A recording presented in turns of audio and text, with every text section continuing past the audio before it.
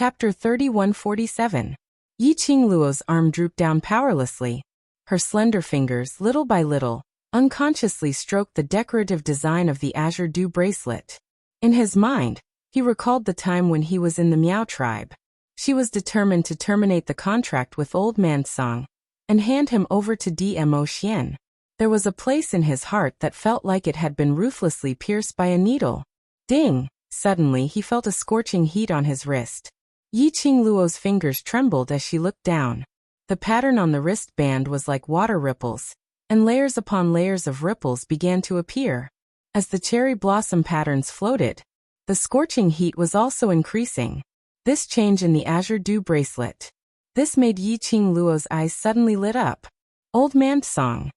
Yi Qingluo sat up straight, and her fingers once again covered the flowing pattern. As soon as he finished speaking, Yi Qingluo only felt a flash of white light in front of her, and she felt blinded for a moment. The next moment, the place in front of him was already extremely familiar. It was the inside of the azure dew bracelet. Her divine sense entered the interior of the azure dew bracelet once more. Yi Qingluo couldn't suppress the excitement in her heart as she took a few quick steps forward. She looked around at the vast expanse of whiteness, searching for the figure she was looking for. Old Song. It's you're back, aren't you? Her voice echoed within the azure dew bracelet. However, there was no response at all. Furthermore, in all of the places that Old Man Song liked to hang out in, he was nowhere to be seen. The inside of the azure dew bracelet was empty, except for her. There was nothing else. No other creature. There was no aura of Old Man Song. She couldn't sense Old Song's aura within the azure dew bracelet. Since it wasn't you who returned, then why was I able to enter the azure dew bracelet again? Yi Qingluo's pink lips trembled slightly as she faintly spoke in a low voice. She lifted her wrist again. He stared at the floating patterns that seemed to be alive. She couldn't help but laugh, extremely bitter. Could it be that you want me to learn how to control the azure dew bracelet myself? Answer her. There were still only echoes from all four directions. Yi Qingluo slowly closed her eyes as her body fell backwards.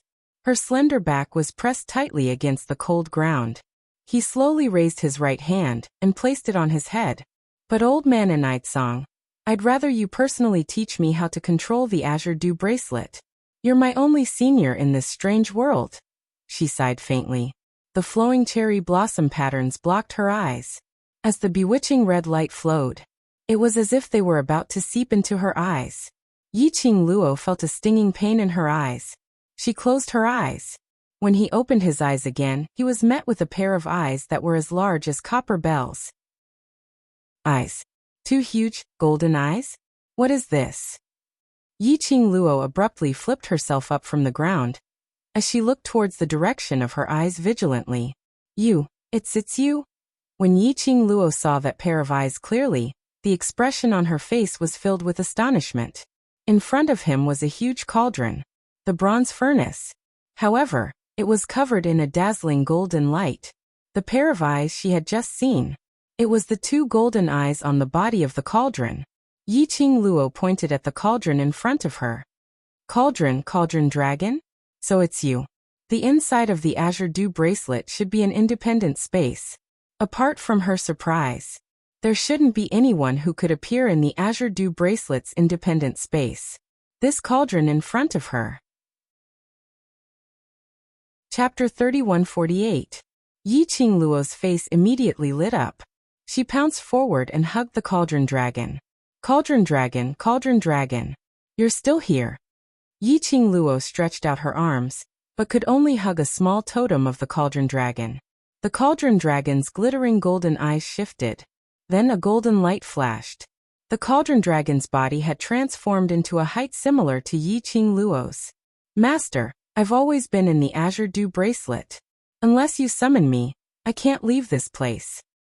The cauldron dragon's steady voice contained a trace of helplessness. So in his master's eyes, within the azure dew bracelet, only Old Man Song? After Yi Qingluo met cauldron dragon's slightly resentful eyes, her hands hugged the cauldron even tighter. Every time I come to the azure dew bracelet, it seems like I've never heard you open your mouth. Right now I'm just excited Just excited. What kind of excitement?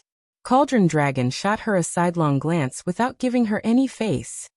Are you excited to see me, or are you excited for some other reason? Yiqing Luo gave an embarrassed smile as her tone sounded slightly coquettish. Both. She paused and continued. Ever since that battle with the Miao tribe, I had no way of entering the interior of the Azure Dew bracelet. I don't know why, but I suddenly came today. To be able to see you, Cauldron Dragon, within the Azure Dew bracelet, I'm definitely excited. She paused for a moment, then raised her head and looked into the pair of golden eyes. But there are other reasons too. You want to know where Old Song is, right? Cauldron Dragon didn't beat around the bush with her. Yiqing Luo's hands immediately loosened, her eyes nervously looking at Cauldron Dragon. You know that Old Man Song knows where he is? The Cauldron Dragon was silent for a moment. Master, although I shouldn't criticize any of your decisions as your contracted furnace, there are still some words that I must say. Yiqing Luo lowered her eyelids and sighed softly. I know what you want to say. This time, you are indeed in the wrong. Cauldron Dragon's tone became solemn and respectful. The pair of golden eyes embedded in the cauldron also became unusually serious. The Azure Dew bracelet is not only a divine artifact, it is also a home that belongs to us.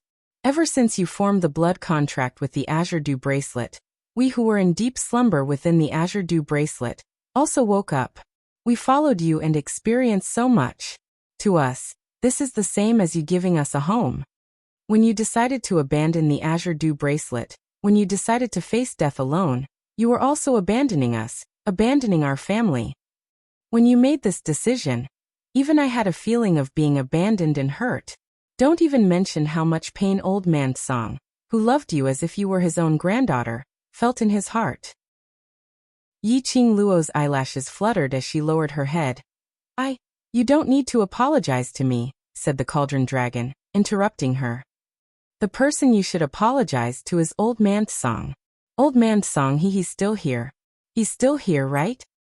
Yiqing Luo suddenly raised her head, her eyes staring unblinkingly at Cauldron Dragon. Cauldron Dragon, tell me where he is. How should I see him? Cauldron Dragon looked deeply at her, not speaking for a long time. It was silent for a long time. Its pair of golden eyes slowly closed. Old Man Song didn't allow me to tell you, but I believe that you should know these things. Chapter 3149. Cauldron Dragon's tone was heavy. Met with Old Man Song exhausting his own mental strength to forcefully stop the contract with you. Yiqing Luo's complexion faintly paled. Her slender fingers suddenly tightened. Her round fingernails deeply embedded themselves into her palm. Old Man Song was a spirit body and could become the Azure Dew bracelet's guardian spirit. What he relied on was mental strength. Her method of communication with Old Man Song was also through mental strength. Exhausting mental strength to stop the contract from being dissolved. It was the same as burning her vitality to dissolve the blood contract. Yiqing Luo suddenly lifted her wrist. Her fingers trembled as they covered the decorative design that represented the Azure Dew bracelet on her wrist. Cherry blossom petals floated on her fingertips like flowing clouds. The tip of her nose suddenly turned sour. Cauldron Dragon, so, after I woke up, the Azure Dew bracelet didn't dissolve the contract with me because of this reason? Old Man Song, who had exhausted all of his mental strength, he would completely disappear from this world. Even his soul wouldn't exist anymore. Therefore, the current conclusion was, the Azure Dew bracelet still maintained the contract relationship with her. And Old Man Song was already gone? After these words were spat out from her mouth with great difficulty, Yiqing Luo practically exhausted all the strength in her body. The intense sourness irritated her eyes. Her fists clenched even tighter as she forcefully endured. His eyes and the tip of his nose were all red. Cauldron Dragon looked at Yiqing Luo, who seemed like she wanted to cry, and immediately said, "Of course not." A glimmer of hope flashed in Yiqing Luo's eyes. Cauldron Dragon said, "Although Old Man Song exhausted his mental strength, he is still in the Azure Dew bracelet. Then, I am unable to sense his existence now because his mental strength is insufficient." Yiqing Luo opened her mouth with great difficulty, her voice extremely dull and hoarse. This is also one of the reasons. Cauldron Dragon said. What other reasons? Yiqing Luo's hope rose as she eagerly asked. Cauldron Dragon hesitated for a moment, as if hesitating whether to say it or not. Yiqing Luo's heart was already endlessly anxious. Her slender brows knitted into a ball as she single-handedly supported the cauldron body. What other reasons are there? What happened to Old Man Song? Cauldron Dragon glanced at her. In the end, he seemed to have decided on something. He let out a long sigh. In the process of Old Man Song consuming his mental force, he was stopped by an accident. Old Man Song's attempt to stop the dissolution of the contract was also stopped. Accident? Yiqing Luo's hand trembled, and immediately hope was ignited. Then where is Old Man Song? How can I sense his existence? Yes, an accident. Cauldron Dragon only emphasized the word accident. He didn't have any intention of elaborating. Although this accident prevented Old Man Song from harming himself, Old Man Song's action of exhausting his mental strength really did happen. His spiritual body was affected. In addition to this accident, if you want to see him again, perhaps, it will be a bit difficult. Yiqing Luo pursed her lips tightly. Her pale lips were stained with a trace of blood. What can I do for him? Cauldron Dragon didn't reply. He used his pair of golden eyes to stare at her for a good while before asking in reply. Master, is it because you want Old Man Song to awaken because you need him to teach you how to freely extract the nether-een mental strength? Or because you're worried about him? Yiqing Luo's slender brows immediately knitted together. Chapter 3150. Light surged within Yiqing Luo's charming eyes. Her slender fingers were tightly clenched into a fist, tightly clenched. Cauldron Dragon's questioning. It was like a ruthless slap on her face. Indeed, Cauldron Dragon didn't doubt her character from the bottom of his heart. But Cauldron Dragon needed to hear her answer personally. This already showed that Cauldron Dragon's trust towards her already had a gap. She didn't blame Cauldron Dragon. If it was her gap would perhaps be even greater than Cauldron Dragon's. After all this time, she had indeed gone too far. Especially when she heard that Old Man Song's soul had almost flown away and scattered because of her decision. She became increasingly aware of her own selfishness and excesses. Wholeheartedly, she only thought about her own love and Xian. But she had neglected she couldn't leave Xian and couldn't bear the days without him. Then those people who cared about her and valued her. How could they leave her? How could they bear the days without her? This was her fault. She indeed deserved the punishment of being distrusted like this. Gradually, Yiqing Luo's delicate body went limp. Her taut muscles and slender fingers were powerlessly hanging at her side. She raised her head again. Her reddened eyes met Cauldron Dragon's golden pupils without blinking. She opened her mouth. Old Man Song is not only my master, he is also my kin, my family. I want him to return to my side because I need him as a family member. Cauldron Dragon's solemn eyes finally softened a bit. Old Man Song's spirit body is fine. It finally relented. Yiqing Luo's heart didn't relax because of this. She tightly pursed her lips and asked worriedly. Spirit body is fine? Then why can't I see him in the Azure Dew bracelet? Just as she finished asking her question, a voice suddenly rang out. Without waiting for Cauldron Dragon's reply, she anxiously continued to ask. Spirit body is fine, then is his mental power greatly damaged? Is he in any danger? Yiqing Luo continued to ask. Earlier you said, Old Man Song has awakened? In other words, Old Man Song is currently in a state of deep slumber? Then, stop. Cauldron Dragon was somewhat stupefied by Yiqing Luo's question without even panting.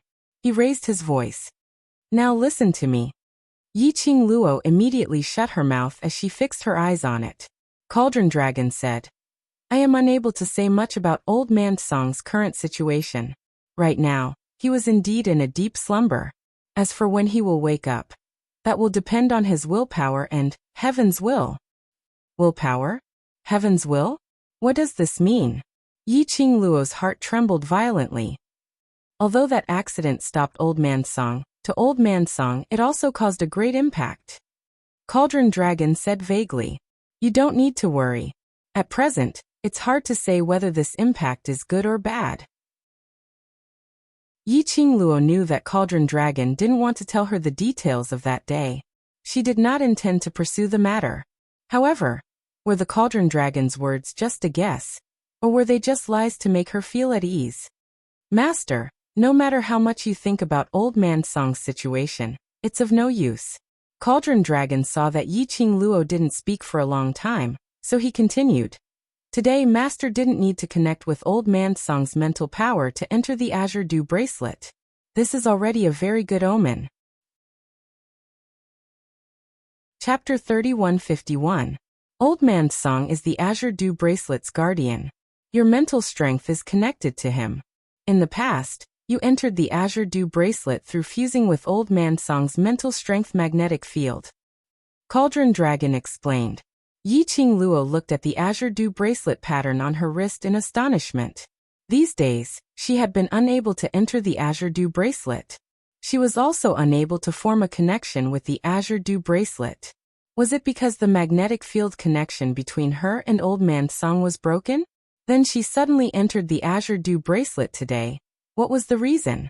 Her and Old Man Song's magnetic field connection was re-established?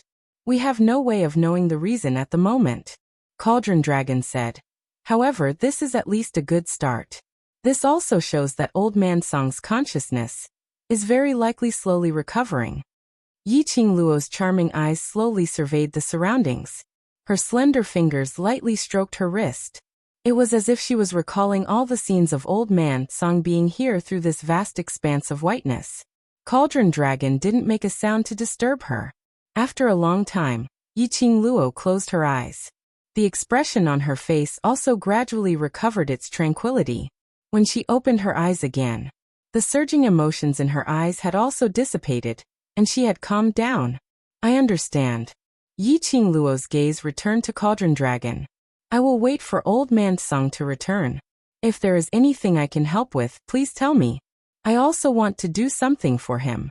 Cauldron Dragon's golden eyes blinked. It seemed to be somewhat astonished at Yi Qingluo's calmness. It looked at Yi Qingluo face to face for a long time before opening its mouth.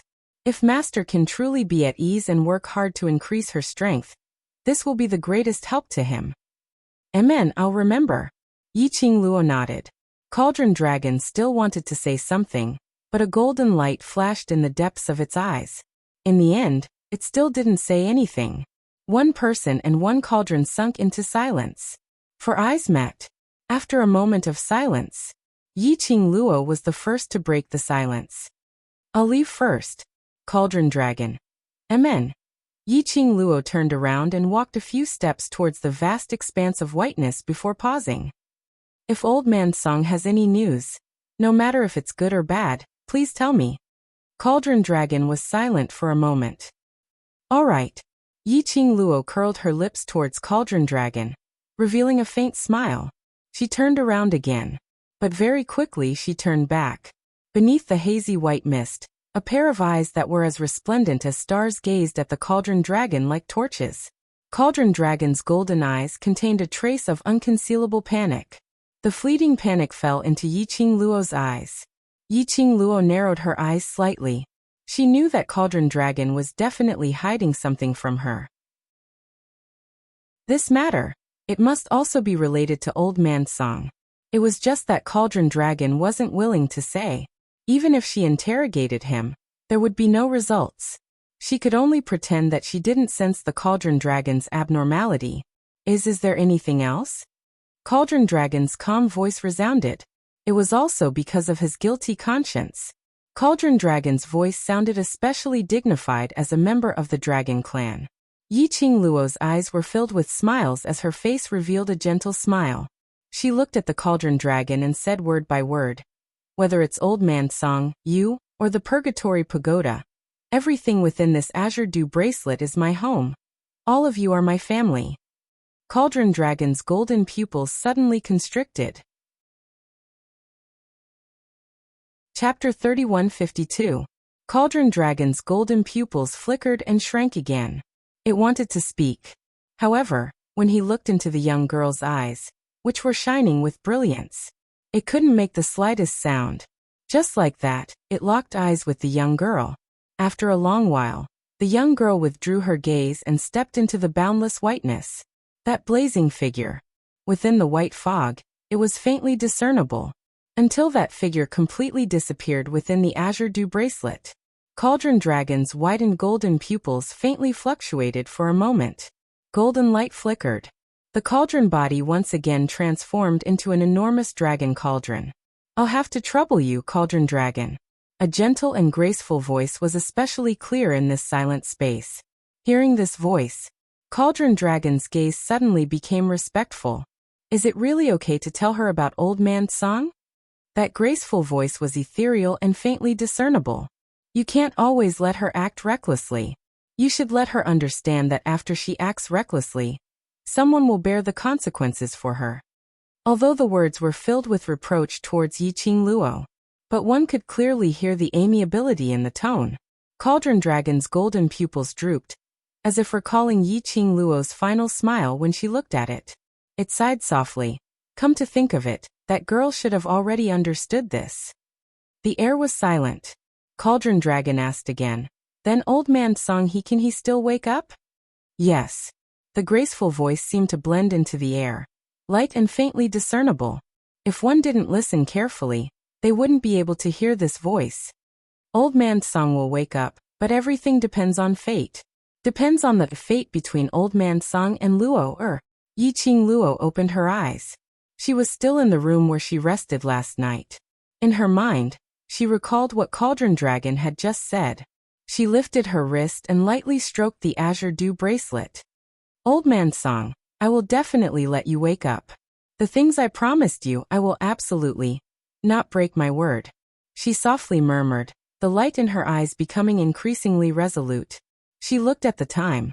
She had actually already stayed in the azure dew bracelet for nearly 2 hours. Yiqing Luo walked out of the room, preparing to take a look at Dmo Xian and those soldiers who were infected by the miasma. But, standing at the railing of the second floor, Yiqing Luo surveyed the surroundings, but didn't see Dmo Xian's figure at all. The injured soldiers were also bandaged and laid on the ground covered with straw to rest. "Where is Xian?" Yiqing Luo's figure leapt up and directly leapt from the railing to the first floor. Her appearance immediately attracted everyone's attention. "Lady Knight, no, I should call her Lady Emperor." The soldiers immediately greeted him respectfully. "How are your bodies feeling?" Yiqing Luo smiled at them. The soldiers were grateful. "Thank you for your concern. The Overlord has cleared the miasma from our bodies. As long as we rest for a while, we can go into battle again." Yiqing Luo's vision swept past everyone's faces. The black aura between their eyebrows had indeed completely dissipated. She curled her lips and said warmly, "There's no hurry to go into battle and kill the enemy. The external injuries on your bodies need to rest for at least half a month's time." The smiles on the soldiers' faces stiffened and immediately became resolute.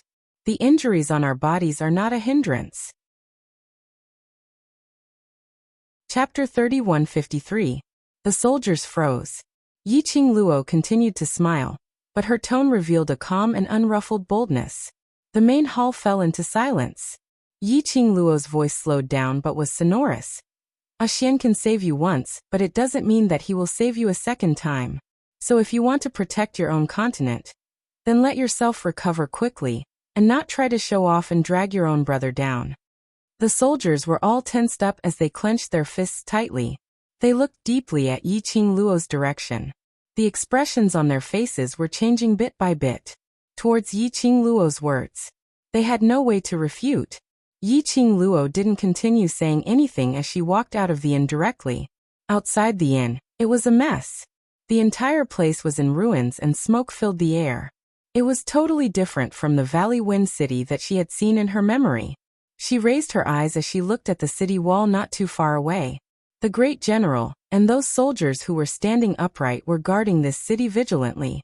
This was the last city in the South Waves continent. The people from the secluded palace would attack any time. If Valley Wind City was attacked, the South Waves continent would completely become a subsidiary force of the secluded palace. The secluded palace's plan would then advance a step further. Qing Luo. A lady's soft voice was heard from behind. Yi Qing Luo turned around and saw Tang Beiyuan, who was dressed in a blue long dress, walking over.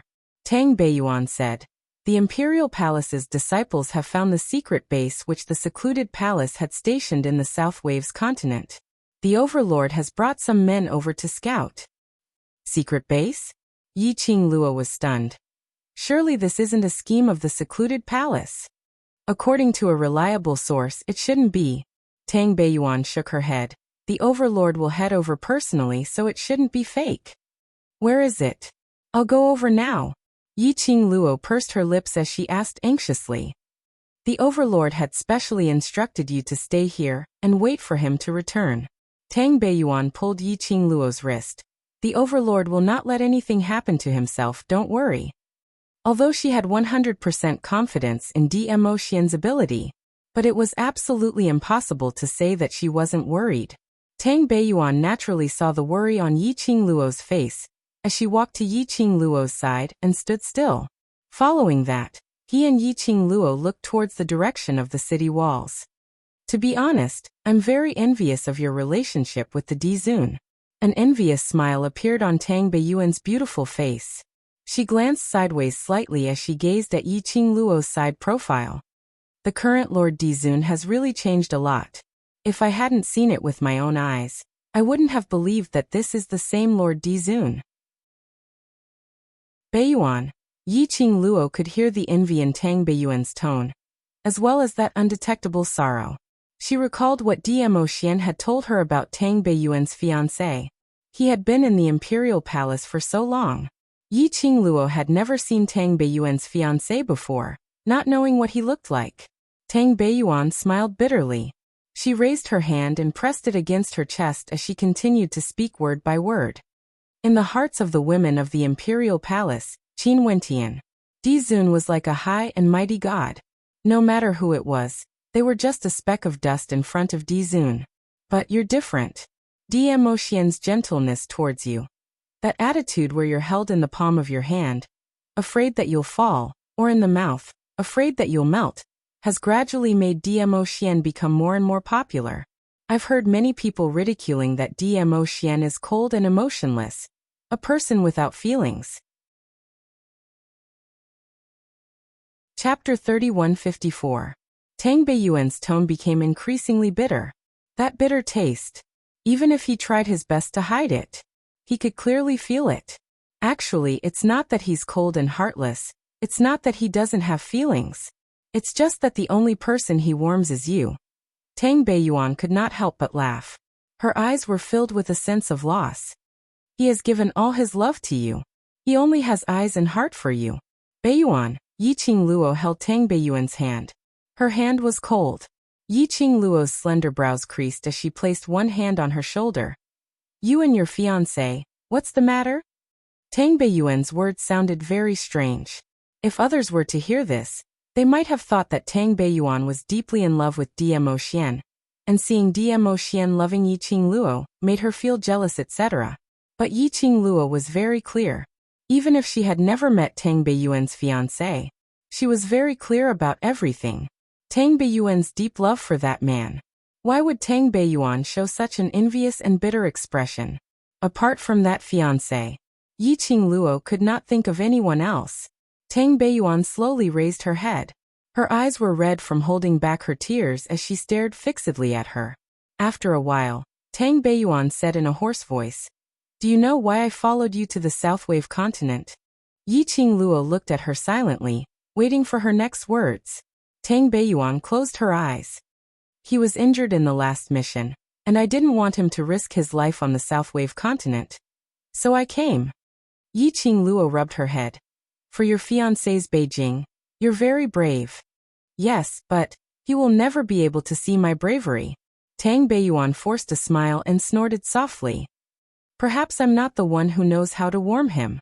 Yi Qing Luo heard the exhaustion in her tone as she gently pulled her into her arms and patted her back.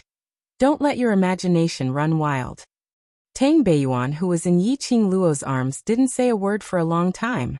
But Yi Qing Luo could feel that the sorrowful loneliness from the lady was extremely thick. It seemed that after everything was over, She had to find a chance. He wanted to see Tang Beiyuan's fiancé. Only when she saw that man could she be sure that Tang Beiyuan would be happy with him. Yiqing Luo gently patted the person in her arms. After a while, Tang Beiyuan suddenly looked up. A pair of beautiful eyes looked at her with a smile. Now do you still want to look for His Majesty? There was no trace of loneliness or sorrow in her beautiful eyes that were filled with smiles. It was as if the bitterness from before was just a facade. Yiqing Luo was stunned and was about to open her mouth. Tang Beiyuan grabbed her hand and winked mischievously. If you still want to look for the Dizun, you'll be provoking me. I'm all alone and I don't have a fiancé by my side to love me. His tone was full of grievance. Yiqing Luo. She stared at Tang Beiyuan's face for a long time before she held her forehead and said, "Just now, were you trying to divert my attention? In order to prevent her from finding Dmo Xian? So you purposely put on a bitter drama?" Tang Beiyuan's eyelashes fanned as she looked at her innocently. No, I'm speaking from the bottom of my heart. I'm really envious of you guys, very envious, very envious." As she said that, she stuck out her tongue mischievously at her. Following that, she turned around and jogged towards the direction of the inn. Chapter 3155. The more Tang Beiyuan said so, the more he thought about it, the more it proved that she was indeed trying to stop him from going to look for Dmo Xian, and intentionally put on a bitter drama. But others couldn't tell. There was no way she couldn't tell. Tang Beiyuan's words and emotions came from the bottom of her heart, just so she wouldn't worry. As for the deliberate act, it was just a pitiful play. This lasts sometimes, it really made one's heart ache. From the looks of it, Tang Beiyuan's fiancé, indeed, she had to find an opportunity to go and have a look. After Tang Beiyuan's antics, Yiqing Luo had indeed dismissed the idea of looking for Dmo Xian. She glanced in Tang Beiyuan's direction before walking towards the city gates. Beiyuan didn't want her to worry. She would pretend that she didn't know anything. At this moment, Beiyuan also wanted to be alone for a while. Yiqing Luo's feet had just lifted up. Soon after, he heard a soft chuckle coming from not far away. Yiqing Luo frowned as she looked towards the direction of the laughter alertly. In the messy street stood a figure wrapped in a black robe. Even his head was covered with a black veil, making it impossible to see his face clearly. Yiqing Luo's expression congealed. When did this person appear? How could she not sense the existence of this person? Her perception couldn't sense this person? "Miss Yi, you're really naive." The black-robed and black-veiled figure laughed softly. Her tone was full of ridicule. The sound was ear-piercing, like the sound of two sharp objects colliding and rubbing against each other. Yiqing Luo dug her ears and frowned slightly. "Who are you?" Judging from this person's stature, Yiqing Luo's initial judgment was that the person under the black robe should be a lady. It was just that the voice was so unpleasant that it was hard to distinguish. "Heh," the black-robed man chuckled again. "Just a little commoner who was saved by the soldiers of Valley Wind City." Commoners? Yiqing Luo stared at the black-robed man. She could not sense any trace of profound energy from the black-robed man's body. Indeed, he looked like an ordinary person. But Yiqing Luo didn't believe it. A commoner was able to avoid her senses. How could a commoner be so calm and composed in front of her? Just as Yiqing Luo was in deep thoughts, suddenly, he heard a hoarse and anxious voice. "Little Feng. Xiao Feng. Not good, not good. Granny Wang is foaming again." An old man rushed out of an abandoned mansion not far away. The soldiers at the door immediately supported the staggering old man. When the old man saw the black-robed man, his face was full of excitement. "Little Feng, quick. Come here." The black-robed man took a look at that old man and looked at Yiqing Luo. Yiqing Luo seemed to have heard the black-robed man's chuckle. Then the black-robed man's sharp and unpleasant voice rang out. "I still wanted to be friends with Lady Yi and have a good chat. It seems like I can only postpone it." With that, the black-robed man turned around and walked toward the old man. The old man looked at the black-robed man with hope in his eyes. "Xiao Feng, only you can save old woman Wang. You must save her." The two of them walked side by side into that abandoned mansion. Yi Qing Luo stared at their departing figures as she frowned slightly. That mansion was Valley Wind City's safety zone. Those commoners who were still alive were arranged in the safety zone, waiting for rescue. That black-robed man earlier. Chapter 3156. From the attitude of the soldiers and that shabbily dressed old man towards that black-robed man. That black-robed man should have stayed in the safety zone for a long period of time. Yi Qing Luo narrowed her eyes. Staring at the direction of the safety zone, she pondered for a moment. She lifted her feet and walked towards the safety zone. The soldiers guarding at the entrance naturally recognized Yi Qing Luo. It could be said that in the entire Valley Wind City, there was no one who didn't recognize Yi Qing Luo and her bunch of brothers in the world group. The soldier revealed a joyous expression. Imperial Madam, you're going to the safety zone to take a look? I'll lead the way for you. Yi Qing Luo waved her hand as her gaze passed through the open door and looked into the huge mansion. From this glance, there were at least 200 to 300 people in the huge mansion. Men and women were all huddled together. Yi Qing Luo's gaze looked in, and coincidentally saw a corner of the huge mansion, which was filled with people. The black-robed man's back was facing her direction. There were quite a number of people who kept rushing towards that direction. Is Imperial Madam looking at Miss Xiaofeng? The soldier saw Yi Qing Luo staring at that direction, and hurriedly opened his mouth to chat. Yi Qing Luo nodded slightly. She's called Xiaofeng? That's right. The soldier also looked over and his tone was filled with admiration and admiration. Miss Xiaofeng and Imperial Madam are the same. Both are kind-hearted people. Kind-hearted? Earlier this young lady called Xiaofeng. When she was facing her. That tone didn't seem like a kind-hearted person. Ever since Miss Xiaofeng was picked up from outside the city by the Grand General, our casualties have reduced by a lot. The soldier continued. Miss Xiaofeng is an outstanding doctor and the commoners in the safety zone have all received her grace. Yi Qing Luo's slender brows rose slightly. From the sound of it, she indeed sounded like a kind-hearted person. Yi Qing Luo's lips curled slightly. I'll go in to take a look. The soldier naturally wouldn't stop her. Yi Qing Luo walked directly towards the direction where the crowd was surrounding. Imperial Madam, this safety zone is dirty. If those commoners touch Imperial Madam, That soldier saw Yi Qing Luo walking towards a crowded place, as he called out softly behind her. In this safe zone, it was already good enough for the civilians to survive and fill their stomachs. Before the end of the war, they would not be able to take a bath or change their clothes. Each and every one of the commoners was dirty and messy. One could smell the stench on their bodies even without looking at them. Yi Qing Luo was a priceless treasure. The soldiers' words didn't stop Yi Qing Luo. They could only watch as Yi Qing Luo squeezed into the crowd. The people were crowded and bustling. The dust on his body had more or less landed on Yi Qing Luo.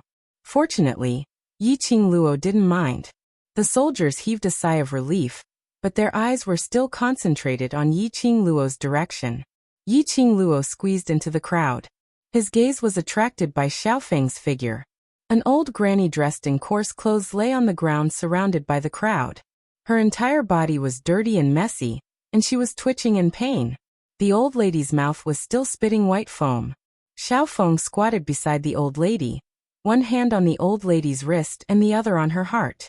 Old Madam Wang, can you hear me? Xiaofeng asked.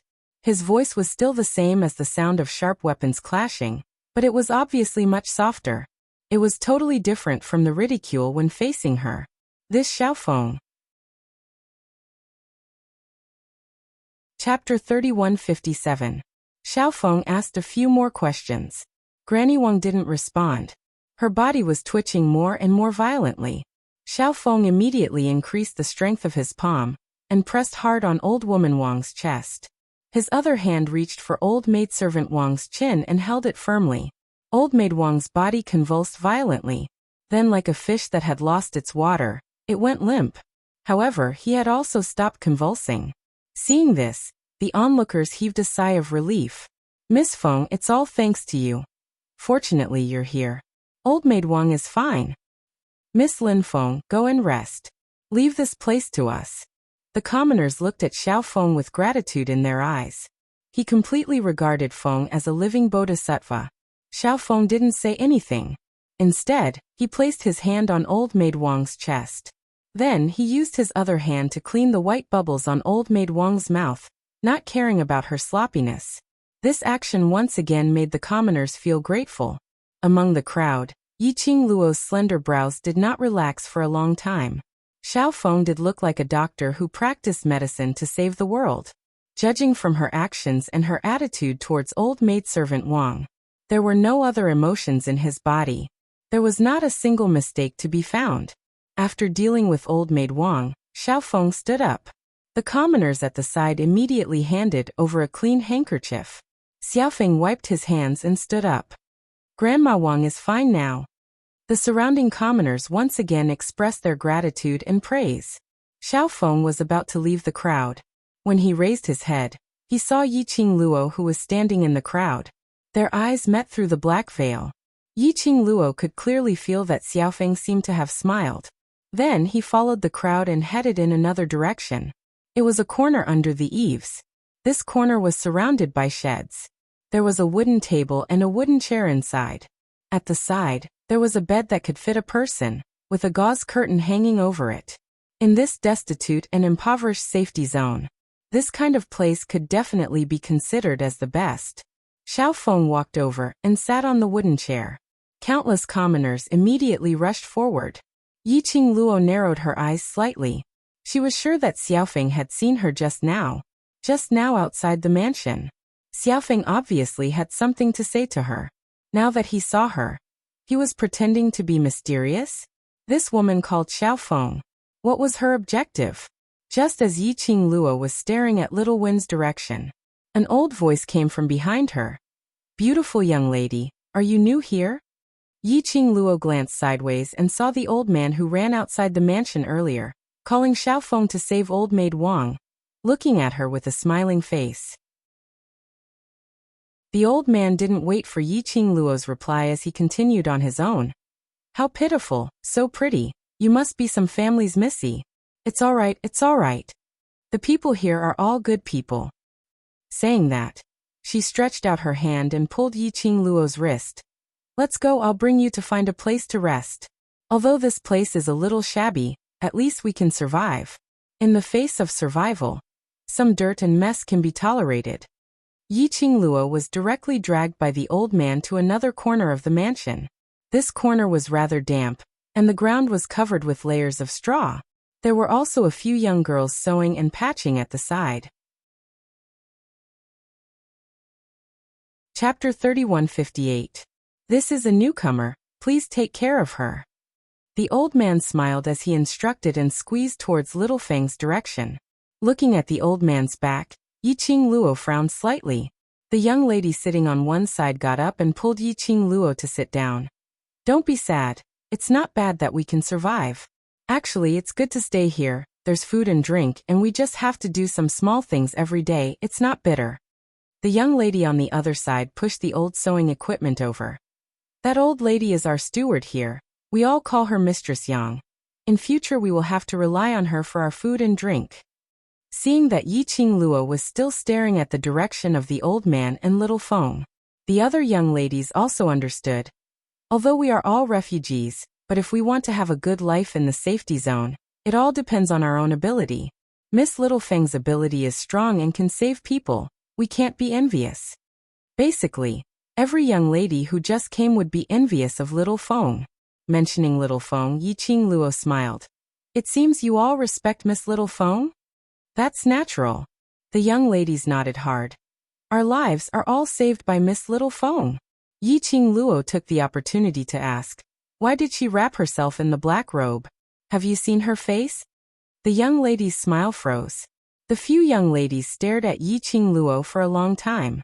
One of the young ladies pulled her hand and whispered, you can't say this sentence again. If others hear it, they will chase you out of the safety zone. It could be seen that in the hearts of this group of people, Little Feng occupied an extraordinary position. Miss Little Feng because of the battle in the southern continent, her face was scratched by the magical beasts, her entire face was ruined, so she covered her face with the black veil.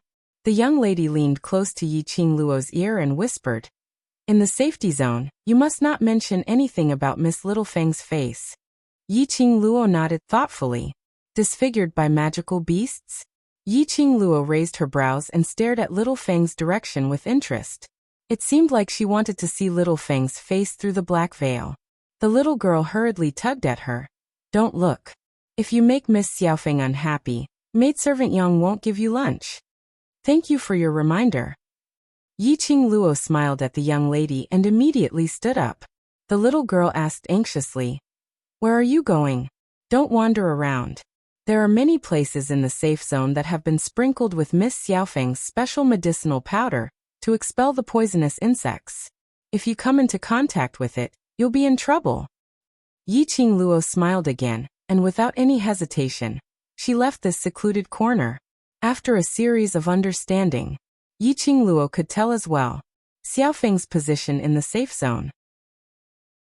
He also knew that this group of people regarded Feng as a god in their hearts. In other words, they were Xiaofeng's diehard fans. Even if the monarch came in person, he might not be able to win the hearts of the people like Xiao Feng. However, she still couldn't believe it. This Xiaofeng was just as everyone had described, kind-hearted and kind-hearted. He had to admit it. This Xiaofeng's methods were indeed impressive. Yi Qingluo retracted her vision and walked towards the main door. Coincidentally, she bumped into maidservant Yang, who was walking towards her. Yi Qingluo's beauty could topple a city. Anyone could remember her. Chapter 3159. Yi Qingluo casted a glance at her, but didn't bother about her. She walked past matron Yang and prepared to leave. Maidservant Yang's old face instantly turned ugly. "Little girl, didn't you hear what I said?" As matron Yang said that, she took a big step forward and blocked Yi Qingluo's way once again. "What's the matter?" Yi Qingluo frowned as she asked calmly. Ever since she followed beside Miss Xiaofeng in the entire safety zone, who didn't smile at her, matron Yang? Even the soldiers from Gu Feng's sect had to address her as matron Yang when they saw her. Since when did anyone dare to show her such attitude? Matron Yang's face sunk. "Young lady, this isn't like your home. It's not a place for you to throw a tantrum. I pitied you, so I arranged you to the most relaxed place. Don't be ungrateful." Matron Yang's voice was very loud. Moreover, in the safety zone, she was someone whom everyone knew. Hearing matron Yang's voice, the rest of the commoners' gazes all turned over. With the commoners backing her up, matron Yang's back straightened even more. "I advise you, you'd better listen obediently, otherwise I'll reward you to those soldiers and let you be their prostitute." Matron Yang's words were getting uglier and uglier. Yi Qingluo originally didn't mind matron Yang's obstruction. To her, matron Yang was just an ordinary commoner. But matron Yang just had to provoke her. Don't blame her for not giving any face. "Stare. What are you staring at for? A down-and-out young missy still has the cheek to throw a tantrum?" Matron Yang felt goosebumps from Yi Qingluo's stare. Matron Yang straightened her neck as she kept on scolding her. "Pa." The crisp sound of a slap interrupted the clamor in the mansion. It also stopped matron Yang's scolding. Matron Yang regained her senses from the pain as she suddenly raised her hand and covered her face. You dare to hit me?" Matron Yang didn't see the young lady in front of her making a move, but the burning pain on her face was extremely obvious. Even opening her mouth to speak, her muscles were in so much pain that she sucked in a breath of cold air. Yi Qingluo indifferently glanced at the palm print on maidservant Yang's face as her voice was chilly. "You indeed deserve a beating." "You." Grandma Yang was furious. Good. Are you kidding me? If I don't kill you today, I won't be called Old Woman Yang." She howled and pounced towards Yi Qingluo. But this pounce before he even got close to the girl. Old Maid Yang felt her vision blur. He stumbled and fell heavily on the ground, face down. She fell all over her body, and her bones were aching. While howling and crying in pain, he rolled on the ground again and again. She looked exactly like a shrew. Yi Qingluo was just 5 steps away from maidservant Yang, as she stood with her arms crossed. Her beautiful face was devoid of any emotion. Her eyes were cold and calm. and no one could tell what she was thinking. She disdained to fight with ordinary people. He was not interested in making a move against an old man. That slap wasn't from her. Of course, she didn't detect where the energy from that slap came from. Looking at the hysterical appearance of old maid Yang in front of him, Yiqing Luo instinctively raised her eyes and looked past the crowd, towards the black-robed lady who was standing by her wooden table. Two pairs of eyes seemed to meet. Yiqing Luo once again sensed that the lady's black robe revealed a smile. That smile seemed to be ridiculing her. Chapter 3160. Somehow they felt that earlier slap. It had something to do with the black-robed lady who was addressed as Xiaofeng. But, currently, everyone seemed to have confirmed it. That Madame Yang would fall onto the ground crying out in pain. This was what Yiqing Luo had done. Just as Yiqing Luo and Xiaofeng were exchanging glances, the surrounding commoners hurriedly helped Madame Yang up as they berated Yiqing Luo. "What's wrong with you, young lady? You look so good but your heart is so vicious, not even letting an elderly off. If anything happens to Madame Yang, don't even think of staying in this safety zone. Quick! Stop her, don't let her escape." The commoners started to flock forward, as they surrounded Yiqing Luo in the middle, one circle after another. All of them started to berate her fiercely, as though Yiqing Luo was an unpardonable evil person. But, as they were berating her, the commoners realized that the main character who was being berated had no reaction at all. There wasn't even any change in her expression. Their berating and insults were like punches onto cotton. This made the commoners' chests suffocated with anger. Some commoners followed Yiqing Luo's line of sight. They realized that Yiqing Luo was using such an icy cold gaze to stare at the deity in their hearts. The suppressed anger in their chests was ignited at this instance. "What's that look? Who allowed you to use this kind of gaze to look at Miss Xiaofeng? If you scared Miss Xiaofeng or offended her, even if you died 1,000 times or 10,000 times, you still wouldn't be able to absolve yourself from the blame. What? You dare to stare at our Miss Xiaofeng? You hurt Miss Xiaofeng in the safety zone, and you're still disrespecting her? You slut, you've already fallen to the safety zone and still treat yourself as a rich missy?" One sentence stirred up 1,000 ripples. The commoners' support towards Xiaofeng made their hatred towards Yiqing Luo to explode. Especially the ladies, those who were jealous of Yiqing Luo's looks, were even more impolite when they spoke. "In our place, having a beautiful face is of no use. Unless you're like Miss Xiaofeng in the safety zone, you have meritorious services. Otherwise, you're just an ordinary commoner. You're so arrogant. Do you think you can deceive a man to love you and stand up for you just because you have a face like a vixen? Let me tell you, in the safe zone we don't care about looks, we only care about ability. Vixen. *tc. Jealousy makes people ugly." The eyes of these women were blinded by jealousy. The words that came out of his mouth became more and more unbearable. Everyone was cursing. Yiqing Luo didn't mind it at all. Instead, she noticed it. While the commoners were besieging and cursing her, from under Xiaofeng's black veil, there was an extremely obvious sense of pride. It wasn't an illusion. Instead, he was truly proud of himself. And that indistinct provocation, Yiqing Luo was almost certain. This black-robed woman called Xiaofeng was indeed targeting her, and her hostility towards her was very deep. He thought back to what Xiaofeng had said at the entrance of the mansion. Yiqing Luo's slender brows creased slightly. This girl called Xiaofeng, what was his motive? Bang! Suddenly, Yiqing Luo felt a weight on her arm. She saw a few ladies suddenly rushing forward and grabbing her arm. Their strength wasn't big, but they were good at being unreasonable. They locked Yiqing Luo's hands tightly. Chapter 3161. Yiqing Luo. She glanced sideways, squinting at the two ladies whose faces were distorted. The corners of her lips unconsciously twitched twice. Why did she feel? This group of people had a sense of déjà vu of the cult's brain-dead fans. All of them, their brains had probably been brainwashed by Little Feng. Looked like she had to investigate this Little Feng. What was her background? Yiqing Luo had no mood to tangle with this group of commoners. She was about to take action. to shake off the two ladies who were hugging her tightly. At the main door, a loud and deep voice was suddenly heard. "What are all of you arguing about? Is it because the days are too comfortable, and you can't stay idle anymore?" This voice rang. The surrounding commoners suddenly went silent. Each of them shrunk their necks, and even their breathing became cautious. Even the two ladies who were holding Yi Qingluo's limbs had their strength reduced. At the main door of the mansion, a tall and burly figure walked in.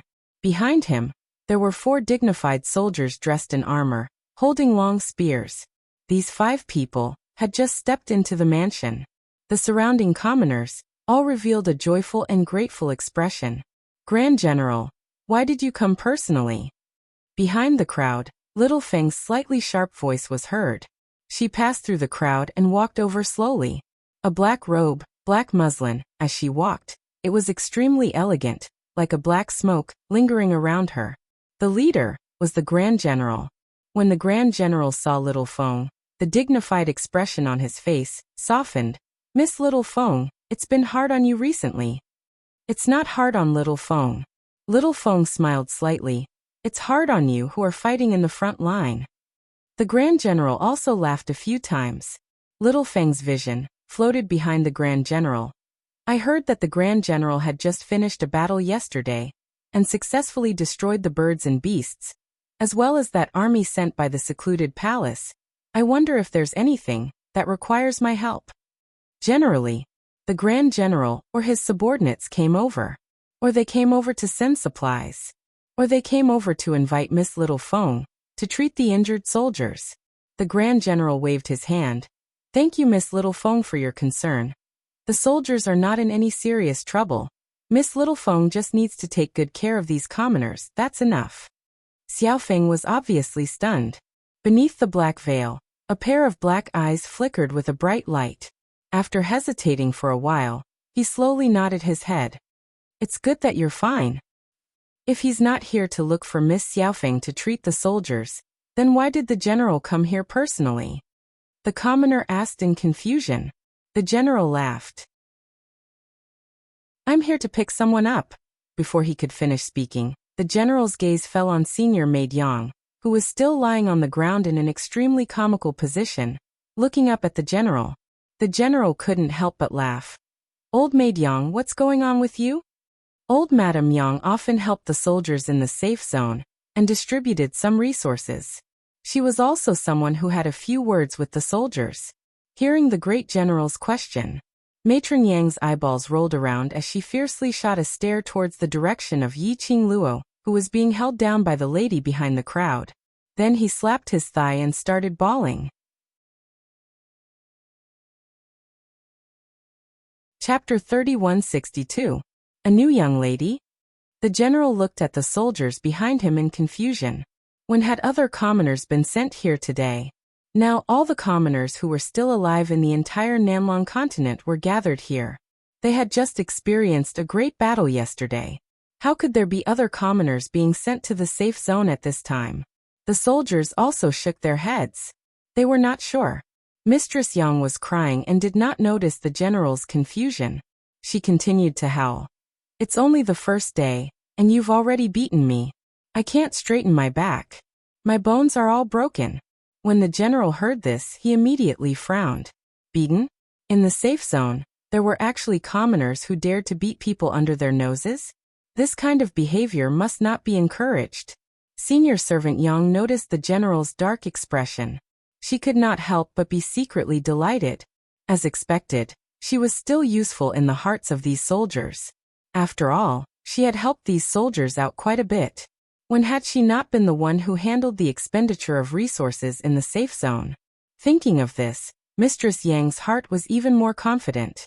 The general gave the 2 soldiers beside him a look. The soldiers stepped forward and helped Mistress Yang up from the ground. Senior Madame Yang was still groaning, but she did not forget to reprimand him. "Great General, our safe zone doesn't dare to accept a woman like her." "That's right, General. Why don't we put that young lady in your barracks?" Immediately, a woman at the side echoed. This suggestion caused the other women to nod desperately in agreement. The general's expression became even more gloomy. What did it mean to put a woman in the barracks? There was no need to say it explicitly. Everyone understood. Although the barracks did need women as rewards and so on. However, this kind of woman was either an evil enemy or a sinner. How could they throw an innocent woman into the barracks? Great General, please don't be angry. That woman is very beautiful. Comparable to a fairy that has descended to the mortal world. She will definitely satisfy you. The woman spoke with trepidation as she sized up the great general's expression. Mistress Yang stood up with the help of the soldiers. She purposely revealed the palm print on her face, crying as she said angrily, "It's not that we can't tolerate that woman, it's that woman. I really can't control her." The general's gaze swept past Senior Maid Yang's face. The expression on his face became extremely ugly. "You said that woman looks like a fairy?" The woman's eyes lit up, but she couldn't help but curse in her heart. She was indeed a vixen. On the surface he still agreed. Yes. She's absolutely beautiful, so beautiful that even us women are moved by her beauty. The general slapped his forehead. This is bad. The commoners were stunned. They did not understand what the great general meant. The general's expression was ugly. He widened his eyes and roared. "Where is the woman you were talking about? Quickly bring this general over."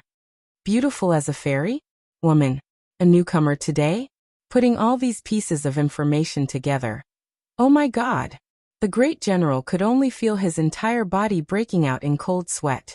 Please don't let it be as he guessed. Otherwise, the great general did not even dare to think about it. Old Maid Yang was so frightened by the great general's gloomy and serious expression that her entire body trembled. He didn't dare to act pitiful anymore. Chapter 3163. The Grand General's sweat kept dripping down. He was praying in his heart as he moved his body stiffly, looking towards the direction which Old Maid Yang was pointing at. When his vision met that red robe which was like fire, like a blazing rose figure, the Grand General's pupils constricted. He stared at that figure as he sucked in a breath of cold air. The chilly feeling on his back made him feel as though he was frozen on the spot. The commoners saw the Grand General staring at Yiqing Luo without blinking. The expression on his face also froze. Although the Grand General's face didn't look like the joy and infatuation after seeing a beauty, but the commoners still felt that. The Grand General was stunned by Yiqing Luo's beauty. The lady who suggested to send Yiqing Luo to the military camp earlier coughed lightly as she plucked up her courage to open her mouth. "Grand General, isn't this young lady extremely beautiful? If Grand General likes her, feel free to enjoy. As her words left her mouth, the expression on the Grand General's face turned uglier by several notches. In the end, his sharp gaze forced the woman to be unable to say anything else.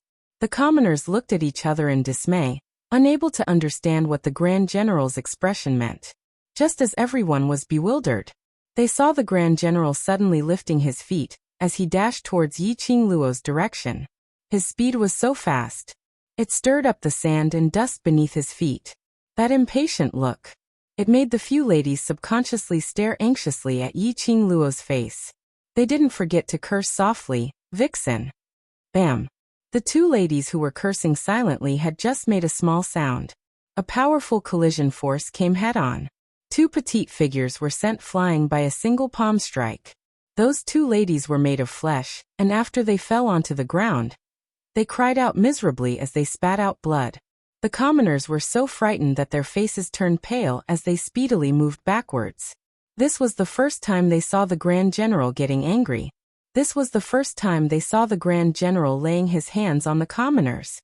"Shut up. All of you shut up." The Grand General was so infuriated that he burst out with vulgarities. He quickly walked to Yiqing Luo's side and pulled up the two ladies who were holding on to Yiqing Luo, as he threw them out without any hesitation. He was so angry that his face was livid and extremely unsightly. But when he looked at Yiqing Luo, his face twisted into a smile as he cupped his fists and directly knelt down in front of her. Dong. The sound was extremely loud. When Yiqing Luo heard that, she felt that her knees were hurting.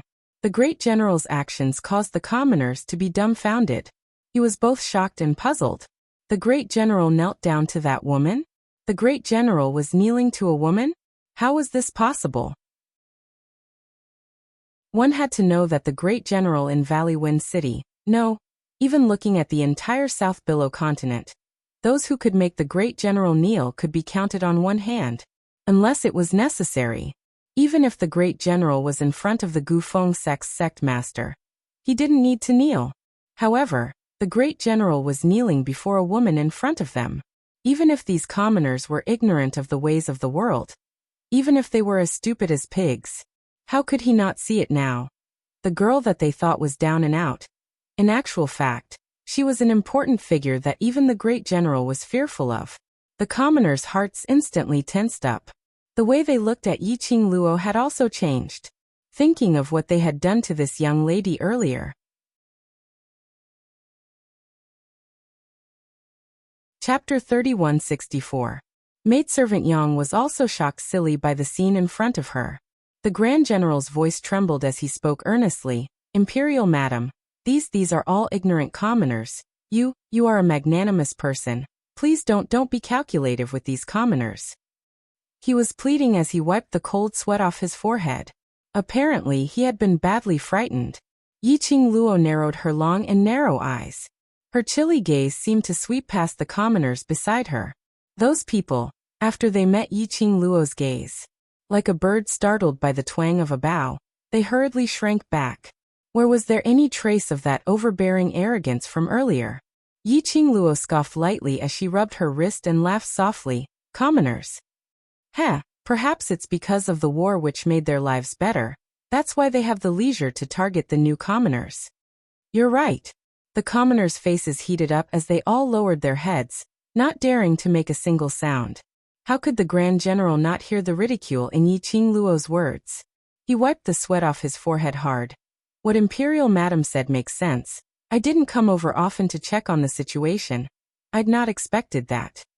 In just a short span of less than half a month, this group of commoners, ordinary refugees, would have such thoughts. Yiqing Luo's lips curled upwards as she pointed out something. Isn't this a very normal thing? When there are more people, their hearts will be united, and with the addition of a backbone, they will naturally form their own cliques and split up the forces. The Grand General was able to become the general and stand tall for so long. Naturally he wasn't a fool. How would he not hear the deeper meaning in Yiqing Luo's words? His face darkened, and his sharp gaze swept across the crowd. Following that, he tried his best to steady his own voice. I understand. Yiqing Luo smiled as her sleeves moved slightly, and a burst of profound energy lifted the Grand General up from the ground. Her charming eyes were elegant and calm without any emotions. This is Grand General's internal affairs. I as an outsider shall not say anything more.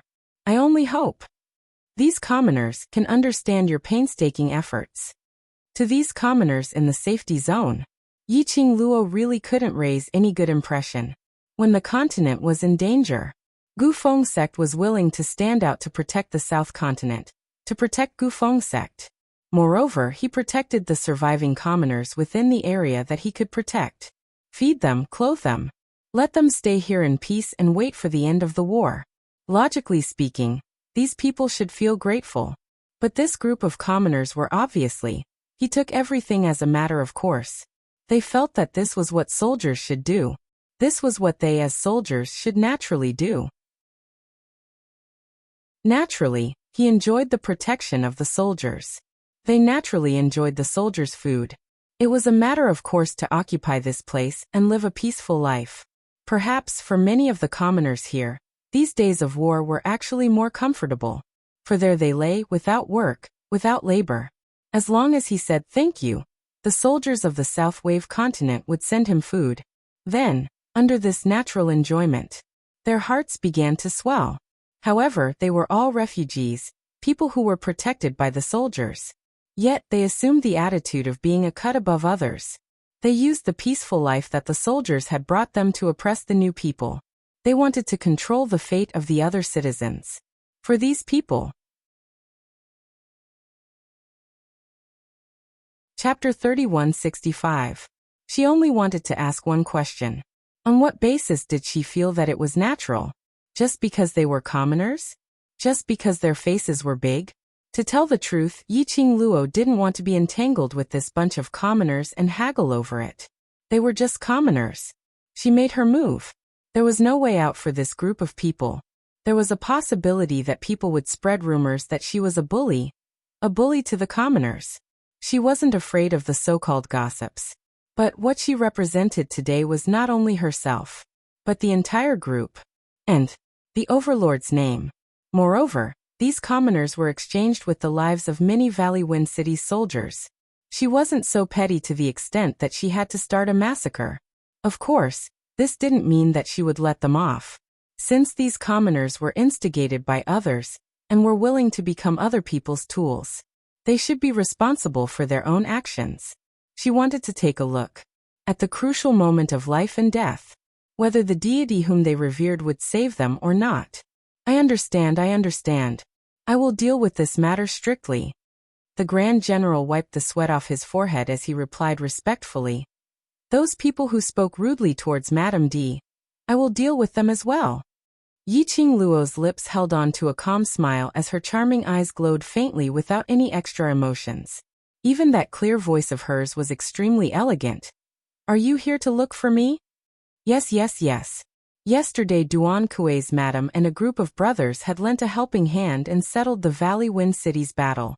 Within a short period of time, secluded Darkness Palace will not launch an attack So Gufeng Sect's patriarch would like to request to meet the Overlord and Madame D, to personally thank them for their help. The Grand General's voice was sincere, and filled with reverence towards Yiqing Luo. His words made the surrounding commoners look at Yiqing Luo with eyes filled with terror and reverence. Yesterday's victory was all because of this young lady's help. Gufeng Sect's patriarch requested to meet, and wanted to personally thank them? To be able to make Gufeng Sect's patriarch use the word request. What kind of honor was that? One must know that ever since the South Continent's monarch brought his monarch and prince, and escaped from the South Continent, in the entire Southwater continent, there was only the sect leader of the Wind Valley sect. The faces of the commoners immediately turned ashen, and their bodies began to tremble uncontrollably. No matter how stupid they were, he could tell. The great general deliberately said these words in front of them. It was all for the sake of this young lady's face. If this girl, in a fit of anger, told the great general not to care about their lives, what should they do? Where should he go?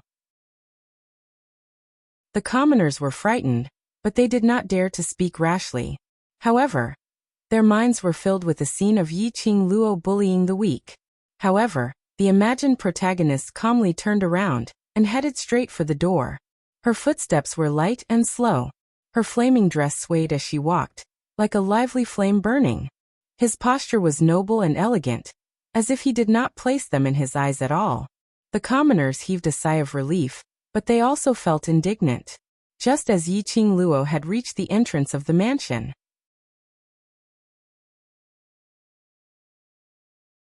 Chapter 3166. Matron Yang knelt down. It implicated her own old bones as she cried out in pain. Ouch, ouch, ouch. This painful cry coupled with Matron Yang's ghostly wails. Instantly this scene in front of them molded into the déjà vu of Yiqing Luo bullying the ordinary commoners. It was a gesture of compromising and sacrificing himself for the greater good. It really made one feel that Yiqing Luo was an evil lady with a vicious heart. Unfortunately, the surrounding commoners fell for this trick. Seeing Matron Yang kneeling on the ground, obviously twitching in pain, but still begging for mercy, the fear in their hearts towards Yiqing Luo slowly dissipated. Replacing it was a belly full of dissatisfaction and resentment. Matron Yang, quickly get up. Why are you kneeling on her for? She's a high and mighty cultivator. She totally doesn't understand our ordinary people's pain. Don't beg her. We're not in the wrong. She ran over to the safety zone on her own, and didn't mention her identity, making us mistakenly think that she's a newcomer. That's right. The minute she reached the safety zone, she put on all kinds of expressions, as though we owe her something, so she can't blame us for our bad attitude. The commoners were displeased as they started to berate. in the commoners' hearts. Matron Yang had interacted with them for a period of time, and she was their goddess, Miss Xiaofeng's person. Naturally, they were biased towards Matron Yang. As for Yiqing Luo, they could feel it. Miss Xiaofeng didn't really like her. Furthermore, her attitude was indeed arrogant, which made them feel uncomfortable. Seeing Matron Yang kneeling on the ground begging for mercy, with a pitiful look, they only felt that Yiqing Luo was rude and unreasonable, using her power to bully others. As a result, the common people's mentality of hating the rich erupted. The Grand General's expression sunk. His brows rose as the muscles on his body tensed up. What nonsense are you all talking about? Do you really feel that your days are too leisurely? The commoners shuddered as they kept quiet as they shrank back. For a moment, the entire safety zone turned silent. The atmosphere was inexplicably strange. The Grand General's face was steely green as his peripheral vision kept sweeping towards Yiqing Luo. On seeing Yiqing Luo's expressionless face, there wasn't even a single change in her expression. He felt even more apprehensive. Maidservant Yang, who was still kneeling on the ground, rolled her eyes. Suddenly, she forcefully knocked her head on the ground. Great General, young lady, I beg you please spare everyone. It's all my fault, it's all my fault. I was blind, I didn't recognize Mount Tai. This old woman has lived for more than half of my life. If Miss is still angry, then take my life. To vent your anger. Old Maid Yang's voice was full of emotion.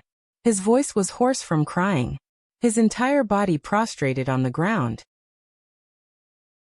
It was truly heart-wrenching and heart-wrenching. Matron Yang. The great general was so angry that his face turned red. He gritted his teeth and was about to rush forward and grab Matron Yang. His actions made the commoners even more rebellious. Great General, old Maid Yang is already pitiful enough. Why are you still blaming her? Grandma Yang just doesn't want that vicious woman to succeed. She just wants to protect us ordinary citizens. So what if he's a profounder? Could it be that a profounder can bully us commoners? Could it be that Xian practitioners can casually insult us commoners?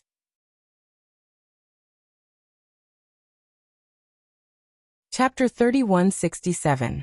She just happened to get a haircut. The one who really led everyone to victory and successfully defended Valley Wind City is you, Grand General. I don't think she's a decent lady. Her heart is so vicious that she didn't even let an old woman off. She even wanted to rely on her own opportunistic glory to bully us commoners. The commoners stood in front of old Maid Yang, blocking the Grand General's path. You all are simply unreasonable. This was the first time the Grand General had met such unruly commoners who couldn't differentiate between right and wrong. His face was as black as charcoal. Facing these commoners, he hated himself for not saving them at all. A chuckle sounded in this strange atmosphere.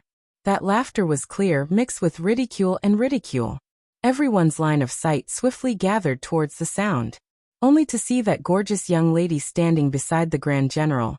Her slender fingers covered her lips as she smiled gently. That pair of coquettish and evil charming eyes were filled with ridicule. Her posture was noble and elegant, as though she was above the 9 heavens, looking down on all living beings. The commoners only felt as if their hearts had been knocked heavily by something. An inexplicable urge to worship arose from the bottom of their hearts. Empress, Imperial Madam. Hearing Yiqing Luo's laughter, the Grand General felt a chill down his spine.